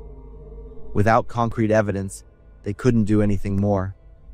I saw the worried look on my mom's face, but she didn't say anything more. The next day at school, I went to Lily during lunchtime. She sat alone, looking tired. But when I approached to ask how she was, Lily immediately showed a bewildered attitude, as if she wasn't used to communicating. When I mentioned seeing her with Mr. Anderson the day before, Lily immediately cut me off, and there was even panic in her eyes. "Sorry, I have to go." Lily left and I watched her go, and happened to see Mr. Anderson standing by the cafeteria doorway, looking directly at me with a cold gaze. After school, Mr. Anderson called me over. He commented that I was a good student, but sometimes excessive curiosity could cause trouble for others. Lily was going through a difficult time with her family situation, and he didn't want to see me bothering her anymore. Mr. Anderson placed his hand on my shoulder and squeezed gently. He warned that if he saw me continue to bother Lily, my grades would be affected, and he might have to call my parents. I kept my head down, replying obediently. From then on, I no longer talked to Lily. Every time I saw her, I would turn my face away because I remembered Mr. Anderson's gaze and voice that day. Sometime later, Lily started missing school frequently. When she was at school, she looked thin and tired. I noticed she often ran outside during class to vomit. Then Lily disappeared. That day, Mr. Anderson announced she was gravely ill. But for the next few days, Lily still didn't come to school. Then one day, the news of Lily's disappearance exploded throughout the town. The police searched for 3 days, and they found Lily at the edge of the forest, about 10 miles from town. Her body lay at the bottom of a cliff, with broken ribs and severe head trauma. Lily's sudden death shocked the entire town. Another horrifying piece of news was that they discovered Lily was 8 weeks pregnant during the autopsy. The police concluded that Lily fell from the cliff, possibly due to an accident. As for the baby she was carrying, they said they would not investigate to ensure Lily's privacy. Mr. Anderson was present at Lily's funeral. He stood in the front row, his face sad, his eyes red. From then on, no one mentioned Lily anymore. And rightly so, because she didn't have a single friend.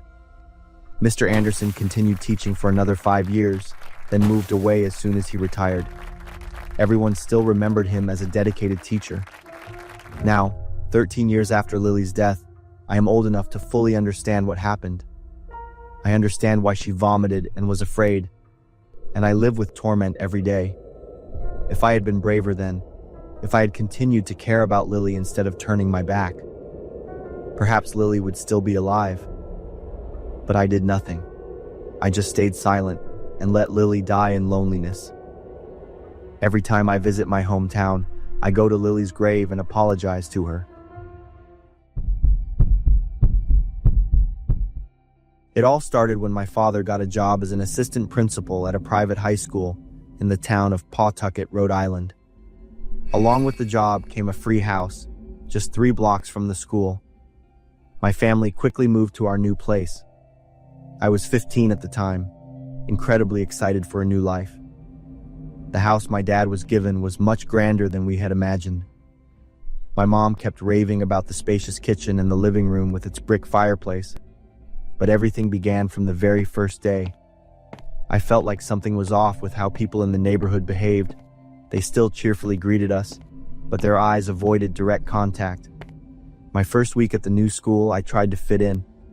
All my classmates welcomed me when the teacher introduced me, but during breaks, they kept their distance. Until I met Grace. "You're the new assistant principal's son, aren't you?" "I'm Grace."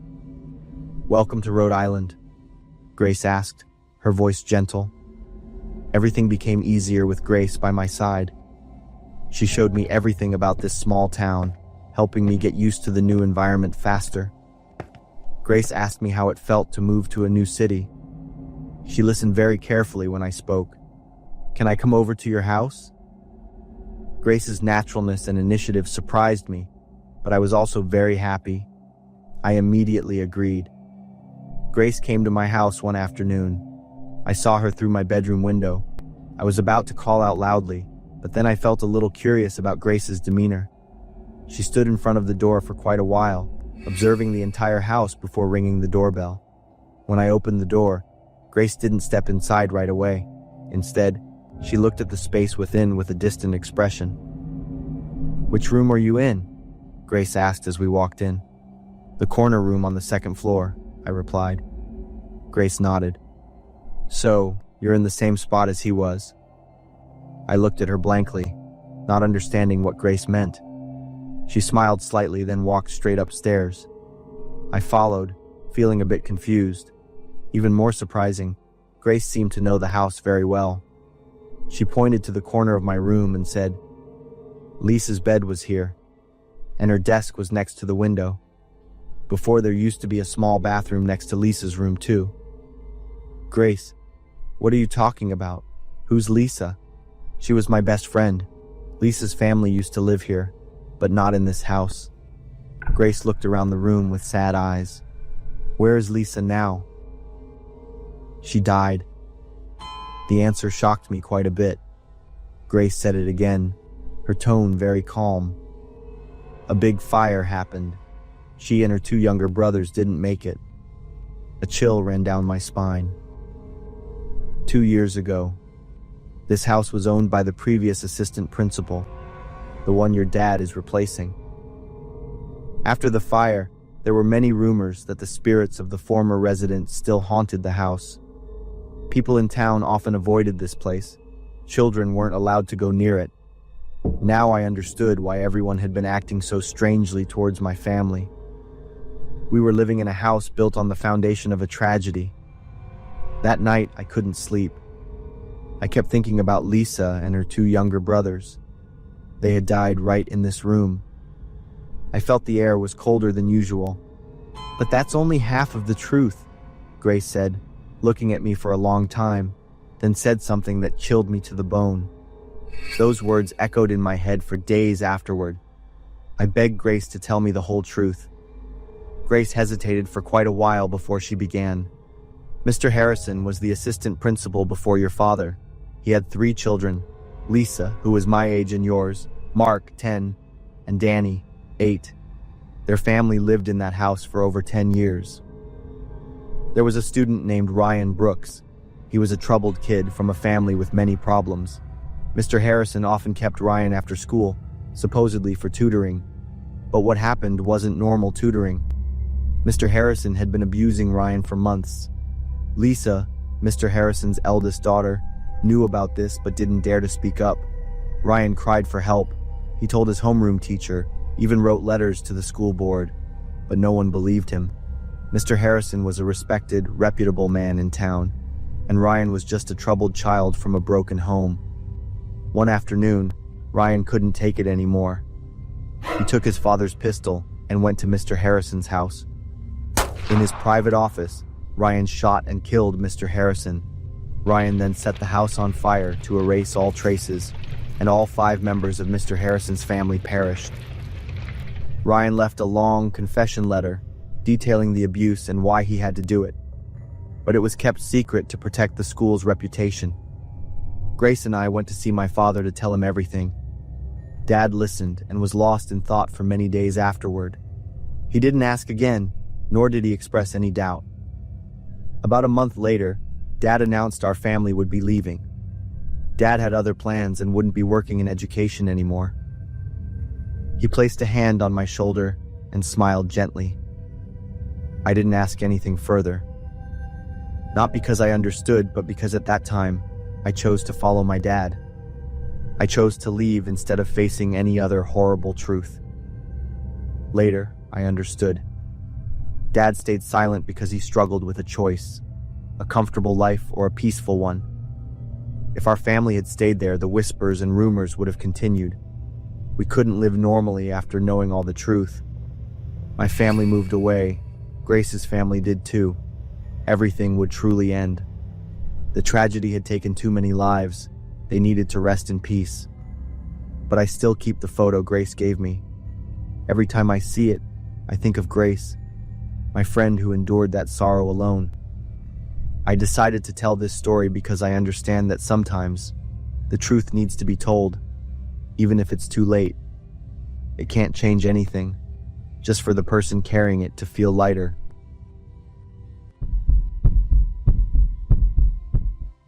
I posted this story on Reddit because I wanted to share it and get some advice. I'm totally freaking out and scared. One afternoon, after cleaning up every corner of my room, I randomly found a diary with my name on it. I'm not going to tell you my real name. Just call me Mia. I was so stoked, like I just found a bunch of cash. So I could figure out what went down before I turned 12, because I don't remember a thing.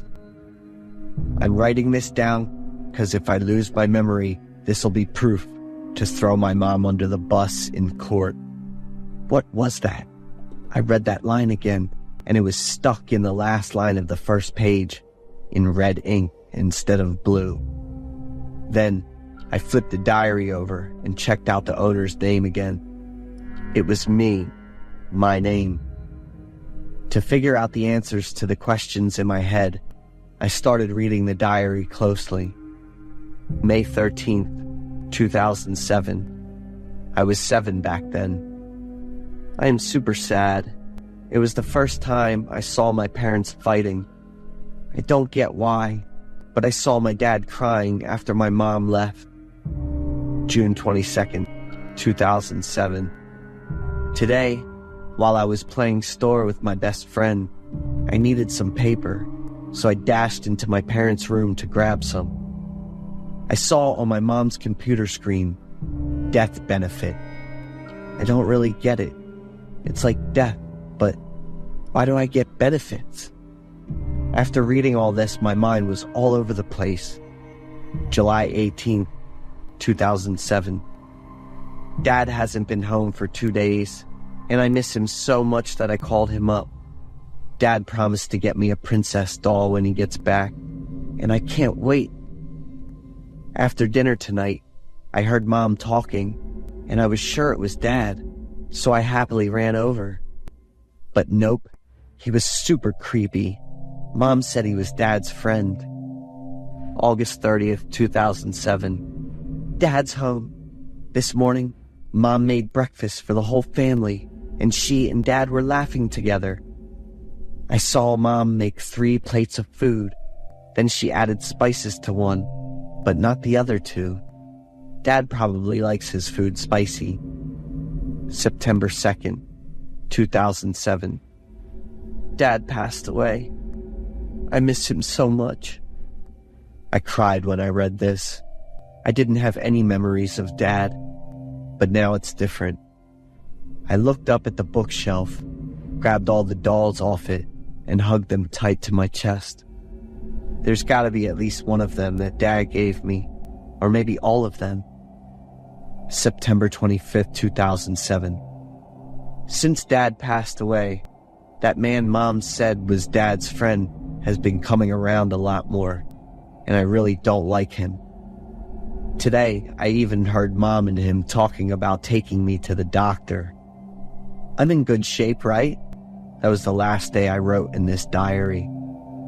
I guess I got taken to the doctor, and all my memories from before I turned 12 were taken away by him. I grew up knowing barely anything about my dad passing away. I lived with my mom and stepdad. I don't know if it was really my mom anymore, or if it was the devil inside her. Writing this on Reddit, I cried a ton, not knowing how to deal with everything. Looks like the next one in Mom and stepfather's plan is Grandma, and then it's me. I guess I got some serious insurance. I wonder if that's enough to make Mom happy. She took care of me for a long time. I gotta get Grandma away from these evil people. Even though I thought about calling the police, like calling the police on my own mom, I just can't do it. Updating the comments, I saw someone gave me an advice. You should totally take Grandma away tonight, Bethany. Head to the police station and report what happened. I was super scared, so I was at Grandma's house, locking all the doors. I thought I got caught. That person knew my real name, and I never told anyone. It seemed like Mom. My mom sent a bunch of missed calls and messages for 3 hours asking where I was. I didn't dare to answer or pick up the phone. I was scared, so I hugged my grandma tight and cried a lot. She was old and weak, just could only get around in a wheelchair. Maybe my mom lured me and my grandma out at night to easily take us out.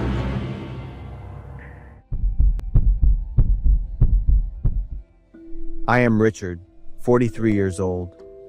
I have a happy family with a wife, a 17-year-old daughter, and a 6-year-old son. We moved to our current home a few months ago, in the Heights neighborhood of Houston. This is the result of many years of hard work by my wife and me. We cleaned the house together with happiness, but trouble found us on the very first night here.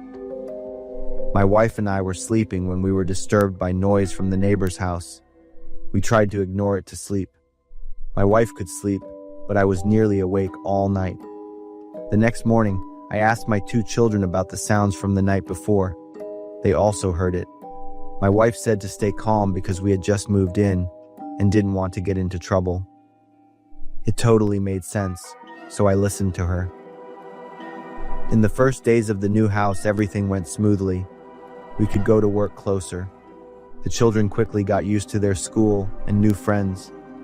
After we finished dinner, everyone would have their own space. Suddenly, my wife's loud screams startled us all. I quickly dashed upstairs and opened the bedroom door. My oldest daughter was standing by the window, trembling and looking outside. I approached and realized it was the corpse of a black cat, hanging from the branch of a tree next to the window. It was heavily decomposed and smelled terrible. I quickly handled the cat's remains, thinking this was some sort of nasty prank. I warned everyone to be more careful, and I would keep an eye on the security of the house. For many nights afterward, my wife and I were continually disturbed by noises at night. The next morning, I immediately ran over to the neighbor's house to talk. I noticed the gate was unlocked, but still politely rang the bell. After several attempts with no response, I decided to step into the yard. After taking a few steps, I instantly covered my nose with my hand. The deeper I went, the stronger the smell became. Finally, I was stunned when I saw the tree in front of the house hanging with the corpses of black cats, some decomposed, others appearing freshly hung. Could the black cat hanging at my bedroom window yesterday be related to this? I noticed the front door was open, so I approached and called out loudly, but still received no reply. I slowly moved closer to the door, and I could see the inside of the house was very messy. Hanging from the ceiling were wooden crosses inverted, painted red with incomprehensible symbols. With my understanding, I guessed that the homeowner was likely involved in some sort of occult ritual. From behind me, a man's voice boomed, "What are you doing in my house?" I greeted him politely and introduced myself, saying my family had just moved in. He just stood there staring at me without saying anything. I was losing my patience and told him I would report him to the police. He remained standing there with a challenging smile. I returned home feeling extremely weirded out. My day had been ruined since I encountered that bizarre neighbor. I told my wife everything I had seen at that man's house. She didn't want the children to be influenced or know about those occult things. We decided to call the police. About 15 minutes later, I went to the neighbor's house with the police. But this time, when he saw me and the police, he transformed into a completely different person, very polite and friendly. He happily shook hands and introduced himself to the police as Louis, currently living alone. When the police requested to search the house, he immediately agreed. Oddly, the house was entirely normal and clean. I couldn't believe my eyes. Just 20 minutes ago, everything was very strange. The police thought there was a slight misunderstanding between me and the neighbor, advising us to reconcile. That evening, I told my wife and children to avoid interacting with the neighbor. I emphasized that everyone needed to be careful locking the windows before sleeping. The family atmosphere became tense. I encouraged my wife and children that everything would be all right. The next morning, I woke up slightly later than usual. When I went down to the dining room, I received a wary and fearful look from my daughter. I proactively approached her and asked how she was. Immediately, she yelled for me to stay away and quickly grabbed her backpack to leave the house. My wife and son stared at me. I didn't understand why she was acting like that. That night, she didn't come home but called my wife, saying she would sleep at her friend's house. I tried texting and calling, but she didn't respond. Sitting alone in the living room, I tried to recall everything to see if I had overlooked any events that led to my daughter's condition. Suddenly, my son appeared right behind me, startling me. He looked very angry, staring at me with some sinister intention. Before I could finish my question, he unexpectedly raised a knife high. I yelled loudly, jumped up, and rushed away. When I looked back, he had run out the door. My wife, hearing my screams, rushed over with a terrified expression.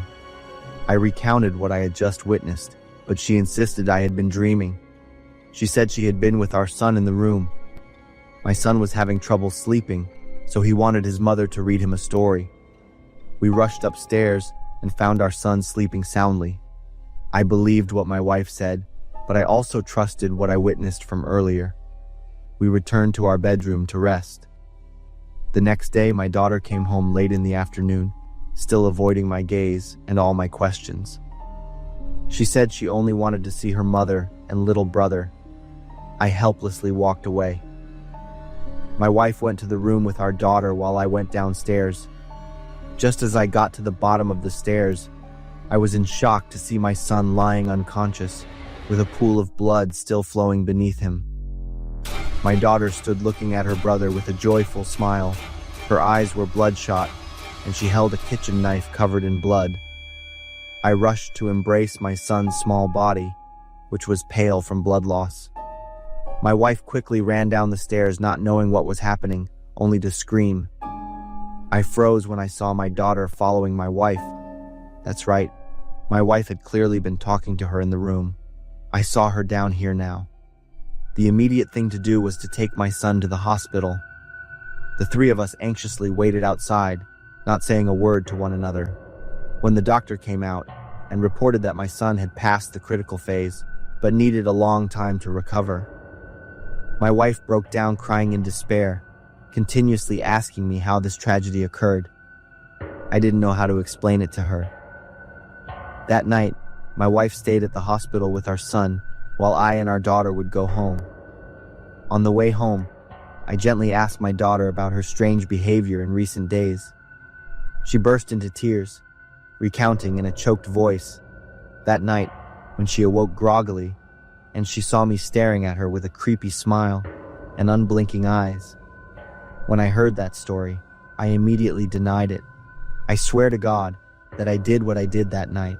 I also told my daughter about the incident I had witnessed with her taking action against her little brother. Of course, she insisted she hadn't done anything and had an alibi. Could our house be haunted? As we got closer to home, my daughter tightened her grip on my right arm, her expression one of terror, unable to speak. I followed her gaze and saw a man lying on the sidewalk. His position was right where the streetlight shone the brightest.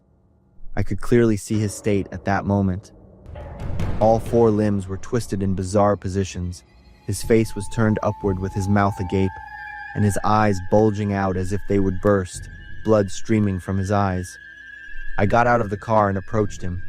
I was even more shocked to see that it was the neighbor. I quickly called the police. The scene was examined, and Louis's body was taken away. I had a bad feeling, so I sat in the car with my daughter and waited without going inside the house. The entire evening, my daughter slept in the back seat while I stayed awake. In the morning, I went inside to get things to return to the hospital. My daughter cried as she recounted the entire event to Kate. I embraced my wife and children to console them, knowing they needed me more than ever. The police informed me about the investigation results into Louis's death. The forensic examination discovered a significant amount of scraps of paper in his stomach. All of them bore bizarre symbols.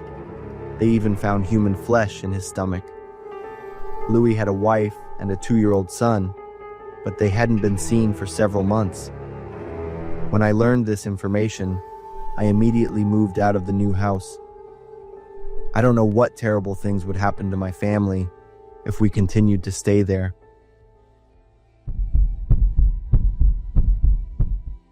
I'm Otis, 27 years old, and I work as a FedEx delivery driver. I've been doing this job for over 3 years now, and I'm a pretty great employee with a bunch of awards and trophies.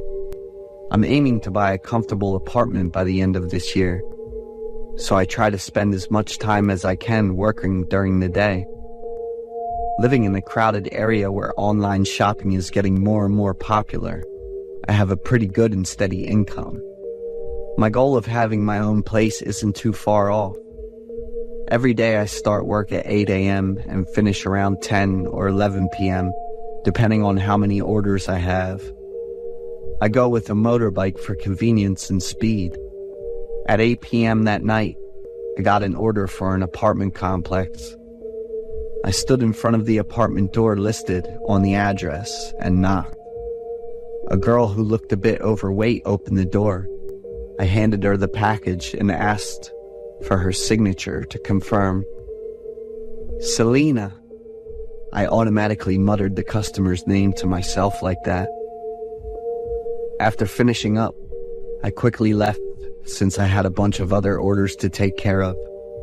The next day, right at 8 p.m., I got another order to deliver to Selena's address.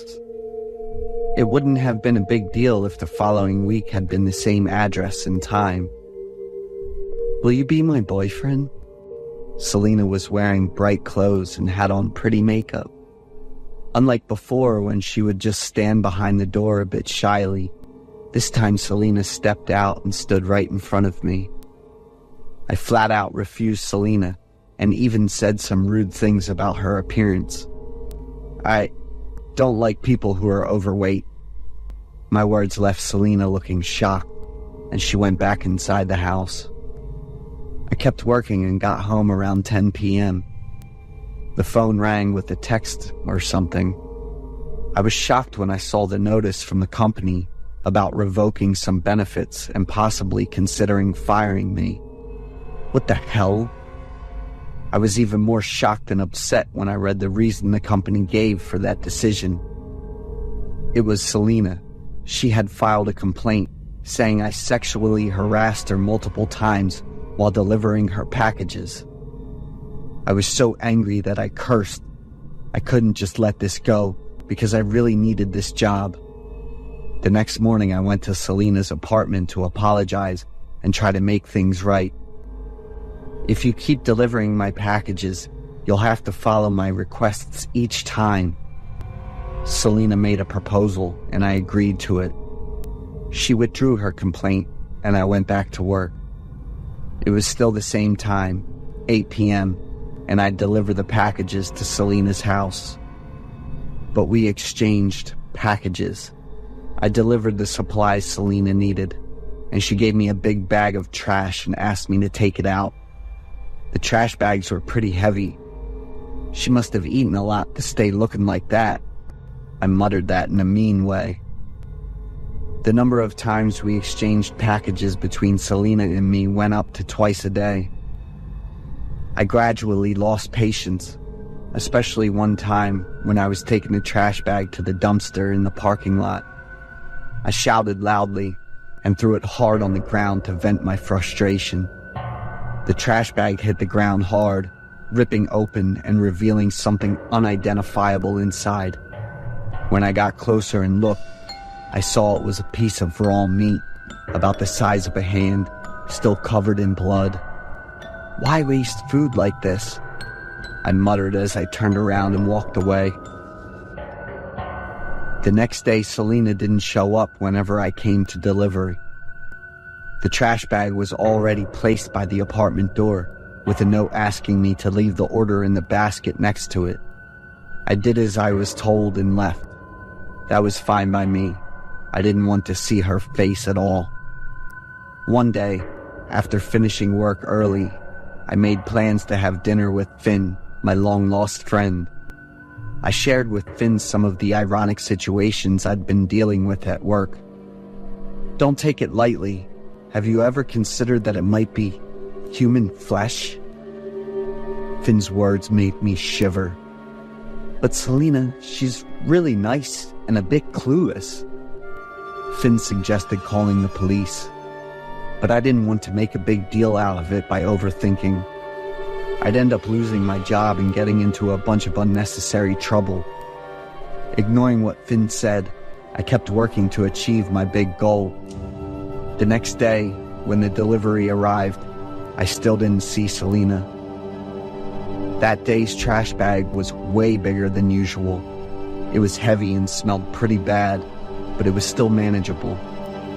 When I took it to the dumpster, I noticed a reddish-brown liquid leaking out from inside. Curious, I opened the trash bag and was shocked to find a bunch of large and small pieces of meat inside. One of the pieces even had letters and numbers on the skin, like a tattoo. I pulled out my phone to look it up and found out that pork sometimes has ink marks on it to trace its origin. Finn's words suddenly popped into my head. I felt a chill run down my spine, and confusion started to set in and grow. But I didn't want to find out, so I just left. The next day, Selena changed her payment method to cash on delivery.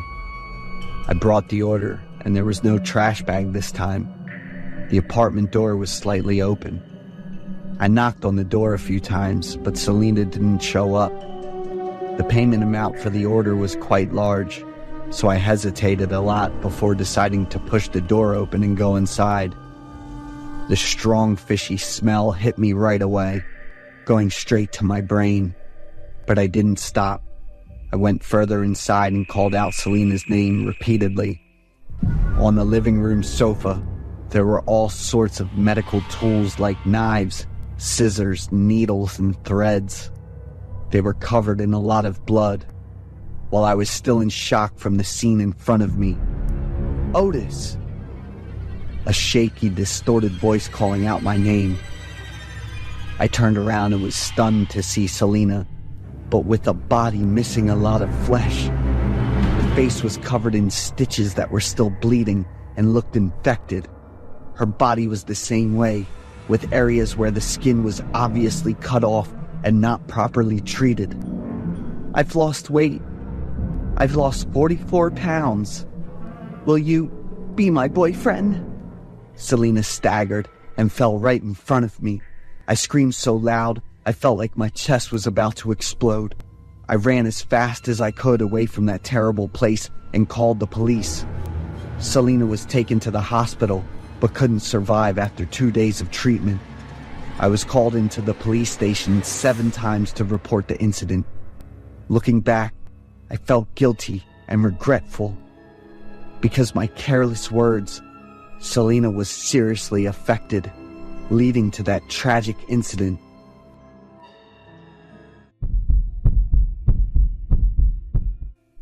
I haven't eaten candy since I was 7 years old. I don't like anything that is small and round like candies, if not to say I'm afraid of them. I'm so afraid that just seeing them makes me feel nauseous instantly. On Halloween occasions, I book a flight to travel abroad. I go to places where Halloween isn't celebrated and stay there for a few weeks or even a whole month. I only return home after making a phone call to ensure that there are no Halloween decorations left. It all started 15 years ago on Halloween, when I was 7 years old. My neighborhood had Joyce, Kane, and Roger. We were in the same class and were very close friends. That Halloween night, I was so excited that I skipped dinner, wore the witch costume my mother had prepared, held a wicker basket in my hand, and ran all around the house. Will I be able to eat all the candies I collected? Of course, sweetheart, but not all at once. Remember to say thank you after you get the candies. My mother gently tied the witch's hat and reminded me. Otis, Kane's voice called out loudly. I happily said goodbye to my parents and ran over to my friends, ready for the most unforgettable Halloween night of my life. We started by visiting the brightly lit houses in the neighborhood, one by one. Trick or treat, everyone shouted in unison, a familiar phrase. After visiting about 4 or 5 houses, seeing the small amount of candy in my basket, I came up with an idea. Let's split up. Instead of dividing the candy equally among the 4 of us, we can have all the candy go to just one person. Great, Joyce immediately chimed in. Let's see who can collect the most candy, Kane exclaimed excitedly. And so we split up and agreed to meet at the end of the block. After a while, my candy basket felt noticeably heavier. Looking at the amount of candy, which was everything I had dreamed of getting whenever we went to the supermarket, I couldn't help but smile. After visiting a few more houses, I was confident that I would be the winner. Joyce and Kane were waiting at the meeting spot. I ran over, holding my basket tightly to keep a few pieces from falling out. We showed each other our haul, and as expected, I was the winner. Just one piece of candy ahead of Joyce. Where's Roger? I wondered. He's probably off getting candy by himself somewhere, Kane joked, and we all burst into laughter. Guys, let's go to that house at the end and ask for some candy, Joyce suggested. Kane and I looked toward the house, the flickering green light in the window resembling the cold, sharp eyes of a monster watching us. But the old man in that house is really fierce, Kane hesitated. That's right. We've never even talked to him. I guess that I shared the same thought as Kane. What are we afraid of? It's Halloween. Trick or treat. We're in costumes, so no one will recognize us, Joyce persuaded. She ran toward the house at the end of the street like a pioneer. Kane and I took a few seconds to think before we followed her. That house truly felt like a completely different world in the neighborhood, always dark and mysterious. As we stepped into the yard, the musty smell and cold atmosphere made our footsteps slow down. All 3 of us exchanged uncertain glances, each of us thinking about backing out, but no one wanted to be the one to say it. By the time we reached the front door, there were no Halloween decorations at all, yet I still felt a chill run down my spine. Joyce's smile was stiff at that moment as she nervously pressed the doorbell. Who? The homeowner's voice was deep but oddly distorted. We jumped and huddled together, gripping our candy baskets tightly. Trick or treat. Joyce was on the verge of tears, looking even more frightened than Kane and me. The door opened a crack, and a hand reached out from inside, tossing 3 small black candy bags toward us. Kane and Joyce immediately ran away. I froze for a few seconds when I met the old man's cold, sharp gaze, accompanied by a squelching sound as if he was chewing on something.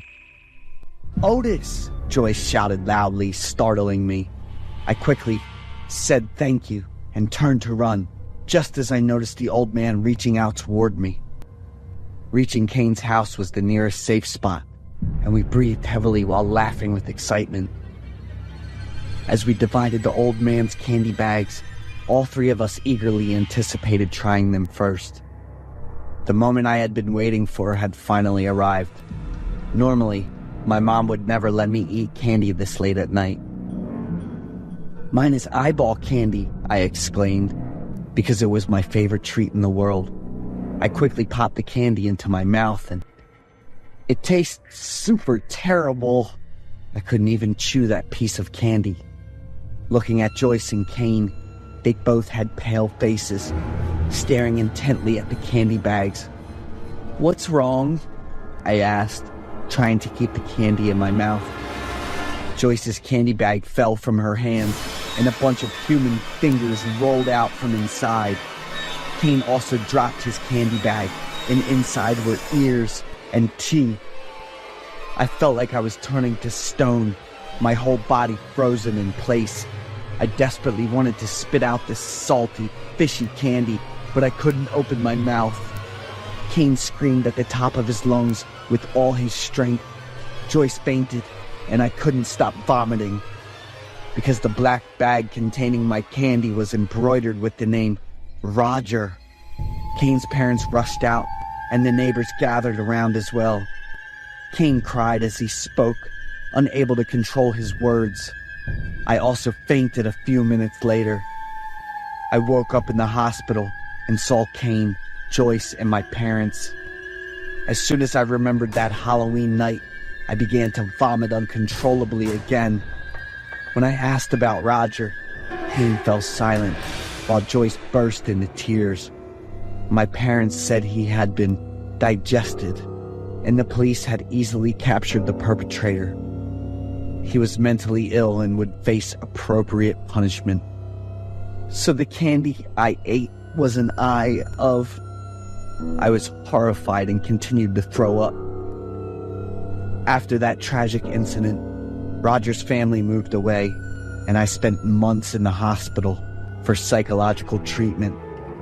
Thanks to Kane and Joyce being by my side, I gradually became more stable. We still celebrate Roger's birthday every year to remember our sweet, chubby friend. If that night Kane hadn't called and I hadn't run in time, I might have ended up like Roger.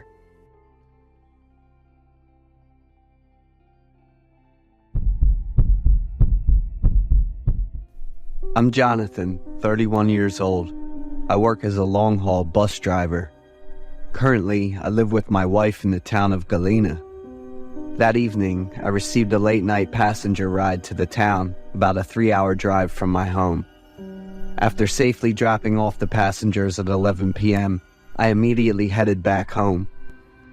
As usual, I would find the nearest motel to spend the night before returning home in the morning. But that day was very important because my wife was about to give birth and was waiting for me in the hospital. We were expecting our first child, a cute little boy, and just the thought of it made me very excited. I searched on Google Maps for the shortest route home. Following Google Maps directions for about an hour, I turned right off the highway onto a narrow dirt road. At that moment, I was only thinking about my wife and child, not noticing the ominous darkness enveloping the road in my car. After driving a bit further, suddenly the radio in my car started making static noises. I tried to turn off the knob but couldn't, and adjusting the radio frequency didn't stop the annoying static noise. Feeling helpless, I lightly tapped the radio and thought there might be a problem with it. Suddenly, a woman's voice came from the radio. Please be advised, ahead you will encounter a landslide on the road. Absolutely do not talk or make eye contact with the people there unless you want to endanger your life. I was extremely surprised, but then thought it might be some program airing on the radio.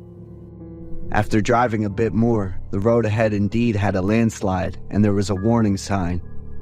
I looked around in astonishment, and 2 rescue workers emerged from the darkness. I couldn't see their faces clearly, only their silhouettes. One was very overweight and the other was thin. They slowly approached the BMW parked in front of my car. The owner of the BMW stepped out and politely greeted them. Suddenly, the thin rescue worker rushed forward and grabbed the BMW owner. They both fell in front of the BMW, so I couldn't see what was happening. I was quite panicked at that moment, wondering if I should run over to assess the situation or not. The horrifying began to unfold. The overweight rescue worker was staring directly at my car, but it wasn't a normal look. He turned his head 180 degrees, his face and back facing towards me. He was smiling, a wide, ear-to-ear grin. He maintained that posture and walked towards my car. I was extremely frightened, quickly shifted into reverse and pressed on the gas to back up. But my car didn't budge. I became even more frantic. That rescue worker had now walked right next to the driver's side window of my car. I remembered the instructions from the woman on the radio, not to talk or make eye contact with the people there. I trembled, trying to keep my gaze straight ahead. The rescue worker leaned down to look into my car, still wearing that eerie smile. He repeatedly pounded on my car window, not with his hands but with his head. My heart was pounding at full force, and I closed my eyes, gripping the steering wheel tightly. The pounding grew louder and more intense. The only thing in my head at that moment was my wife and the soon-to-be-born child. I don't know how long after the pounding stopped. I took a deep breath and slowly opened my eyes. The overweight rescue worker was still staring into my car and smiling. In front of me was the thin rescue worker, his body covered in blood. I didn't know what he had done to the BMW owner. My car was now started. I immediately reversed and sped away at 62 miles per hour. After driving a fair distance, I calmed down. I suddenly remembered I had to call the police. I tried to describe in detail everything I had just experienced. The police told me to stay calm and send them my location. After identifying my location, the police asked me to stay put so they could find me as quickly as possible. I agreed, but as soon as I hung up the phone, I remembered my wife in the hospital. Without much thought, I immediately pressed on the gas and sped away. When I saw the turnoff leading to the highway, I was relieved. But as soon as I turned the steering wheel to enter, in front of me was the dirt road with the landslide and those two rescue workers. What on earth is happening? I immediately turned the car around and sped off, not wanting to encounter those two terrifying figures again. But everything seemed to be mocking me. Once again, I returned to that road. The two rescue workers looked at me, still with that wide grin, but this time the laughter was very loud and echoed in the dark. It was as if those two lunatics were mocking me. At that moment, I didn't slow down but pressed the gas pedal even harder. I didn't know why I acted like that. The car sped up, aiming straight at those two rescue workers. In front of me, everything was pitch black. I couldn't comprehend what had happened next. Suddenly, the eerie faces of the two rescue workers appeared. Their large, wild eyes, wide grinning mouths with sharp, jagged teeth dripping with blood. They were getting closer and closer to me, the mouth gaping wide as if to swallow everything. They emitted the cry of a newborn baby. It pierced my ears painfully. I woke up. In front of me was the hospital scene, my wife holding our son sitting on a wheelchair next to my bed. I woke up completely sober when I realized the crying of my son. My wife burst into tears when she saw me awake. She said the police found me sitting in the car in an unconscious state. I asked my wife where I was found. She said it was on the dirt road with the landslide, but there was no BMW or rescue workers there. The police concluded that my accident was due to night driving leading to stress and drowsiness.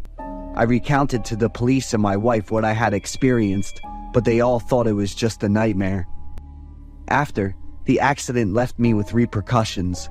I often suffered from headaches, so I couldn't drive anymore. My car, after being repaired for a week at the garage, was brought back home. Strangely, the dirt on the driver's side window couldn't be cleaned. I realized with a start that it was the mark when the overweight rescue worker used his head to pound on it.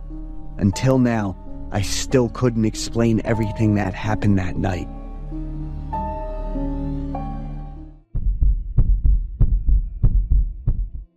I was super into this YouTube channel called Lost Robbie.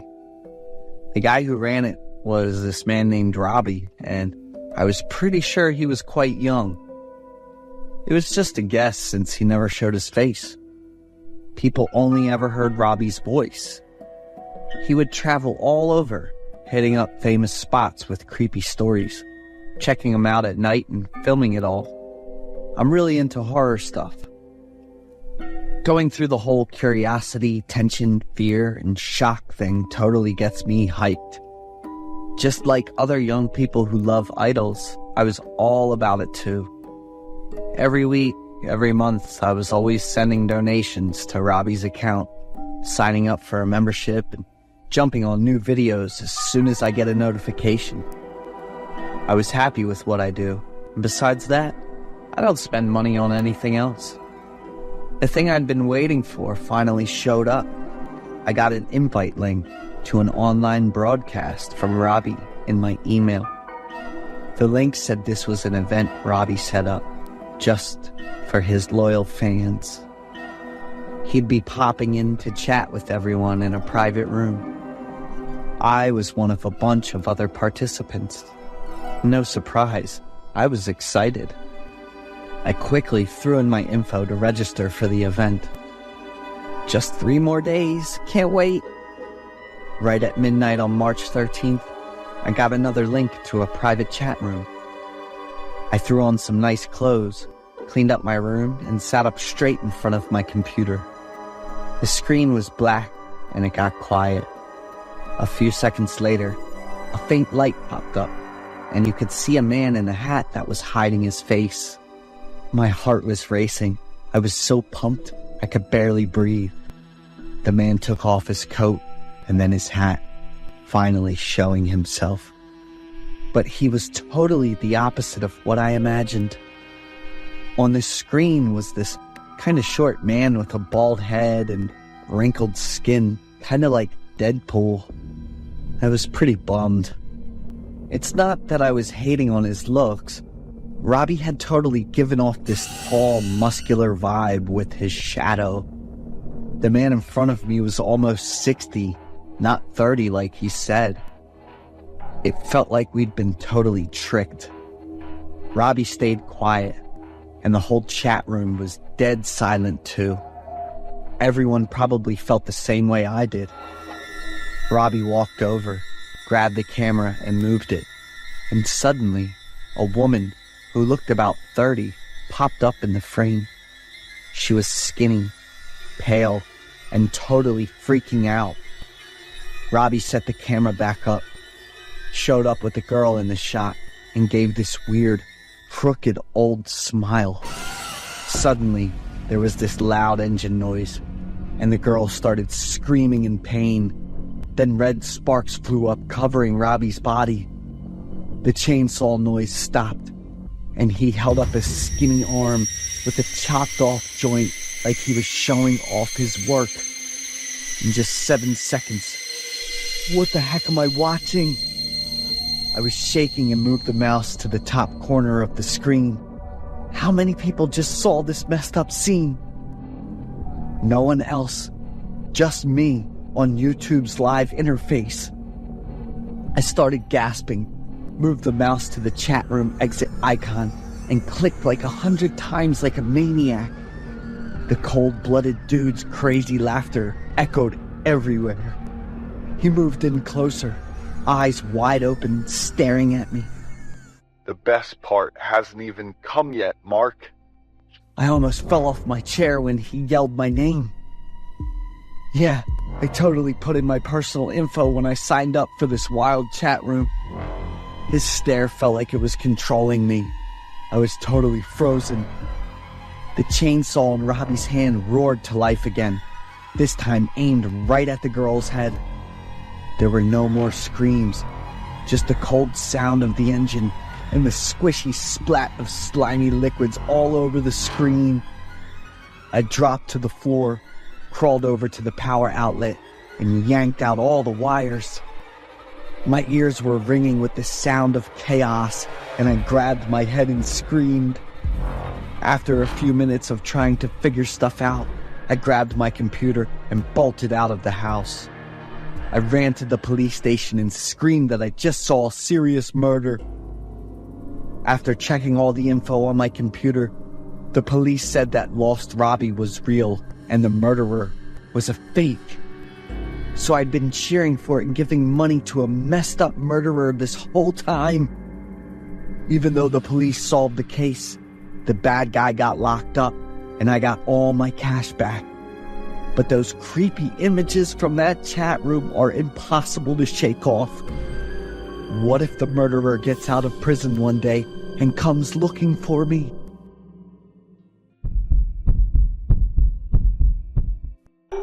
I was always locked in the kitchen cupboard by my parents. The first time was when I was 6 years old. I was terrified, panicking, screaming, and resisting. I'm not sure what I did wrong at that time, but I kept crying and apologizing. I'm sorry, I ate a cookie. I'm sorry, Dad, Mom. My parents' face showed no emotion. I innocently asked them, "Why are you putting me in here?" "Well, why not?" That's a phrase that haunts me to my very core. I looked through the keyhole to catch a glimpse of the outside world. I can't remember how long I had been inside, but just as I was about to faint from exhaustion, the sound of the cupboard lock being opened echoed. My mother picked me up and placed me at the dining table. Although all I wanted at that moment was to use the restroom, I didn't dare to ask. The subsequent times I was locked in the kitchen cabinet occurred more frequently and lasted longer. I still resisted, still begged, and was filled with fear. After being released, everything went back to normal, except for being locked up. I was doing well. I was growing strong and plump, but it was only physically. A part of my soul had been worn away through those times of being locked up. The longest was 3 days when I was 7 years old. My parents locked the cupboard and went to town. By the time they returned, I felt like I was at the end of my life. Darkness, cramped space, and the smell of dampness, all of it had become incredibly familiar to me. I no longer screamed, resisted, or begged. Instead, I embraced it. I savored my own space, glancing through the keyhole to see my parents passing by occasionally. It seemed that their confinement was an attempt to make me disappear, but it only strengthened my existence even more. As my body grew, I found more comfortable positions to lie in and learned to adapt. And I realized that I enjoyed being confined. I liked the feeling of being cramped and suffocated. Once I witnessed a tense argument between my parents. They mentioned me in that argument. Mom said that because of me, she had lost many opportunities. At that time, I was already 10 years old, but I couldn't fully understand everything that was happening in that argument. But I understood that my parents didn't love me. I withdrew into myself, seeking joy in a world that was just mine. When I turned 12, my parents stopped locking me in the cupboard. I wondered, "Why don't you let me in there anymore, Mom?" "Why not?" Mom said with a gentle smile as she looked at me. I guess it was probably because my body had grown too big for that cupboard. So I chose to lock myself in the wardrobe, under the study table, under the bed. I would crawl into all the dark, confined spaces whenever I had nothing else to do. And then I found the perfect spot, a small cupboard in my parents' room. It was half the size of a refrigerator, with a door that opened outward, located above the wardrobe. I only dared to go in there when my parents were out, timing my escape to ensure I'd be gone before they returned. One time, I fell asleep, perhaps because that secret place was just too comfortable. When I heard the sound of something breaking, I jolted awake. Peering through the crack of the door, I felt a surge of anxiety as I realized my parents had returned, but something felt off. They stood looking at each other with angry eyes. The furniture shattered on the floor, and then Dad pulled out the gun. And in a brief moment, it rendered Mom motionless on the crimson floor. Mom was staring directly at me, her eyes filled with immense pain and despair, as if she were blaming me. I wasn't sure if I could even breathe at that moment. Staying in the cupboard with my body stiff, I looked at my mother for a long time, and my father did the same, until another loud gunshot rang out, tearing through my eardrums. Dad fell down, right next to Mom. I was determined not to go outside, sitting in my own world while observing my parents' world. Until the police arrived, they found me and took me to the hospital. I remember at that time I was suffering from severe mental illness. I had completely lost all emotions towards everything around me. After 6 months in the hospital, I was taken to a children's welfare center. My life from here stepped into a new world, one filled with more emotions. I spent many years afterwards trying to escape the dark and cramped places. I even got a new name, leaving all the pain of the past behind. I always remember my parents. The last image of them is something I can never forget. That will be a memory, a sad memory, rather than an obsession within me. I can't understand why my parents treated me that way. I hope no child will ever be as unfortunate as I was back then.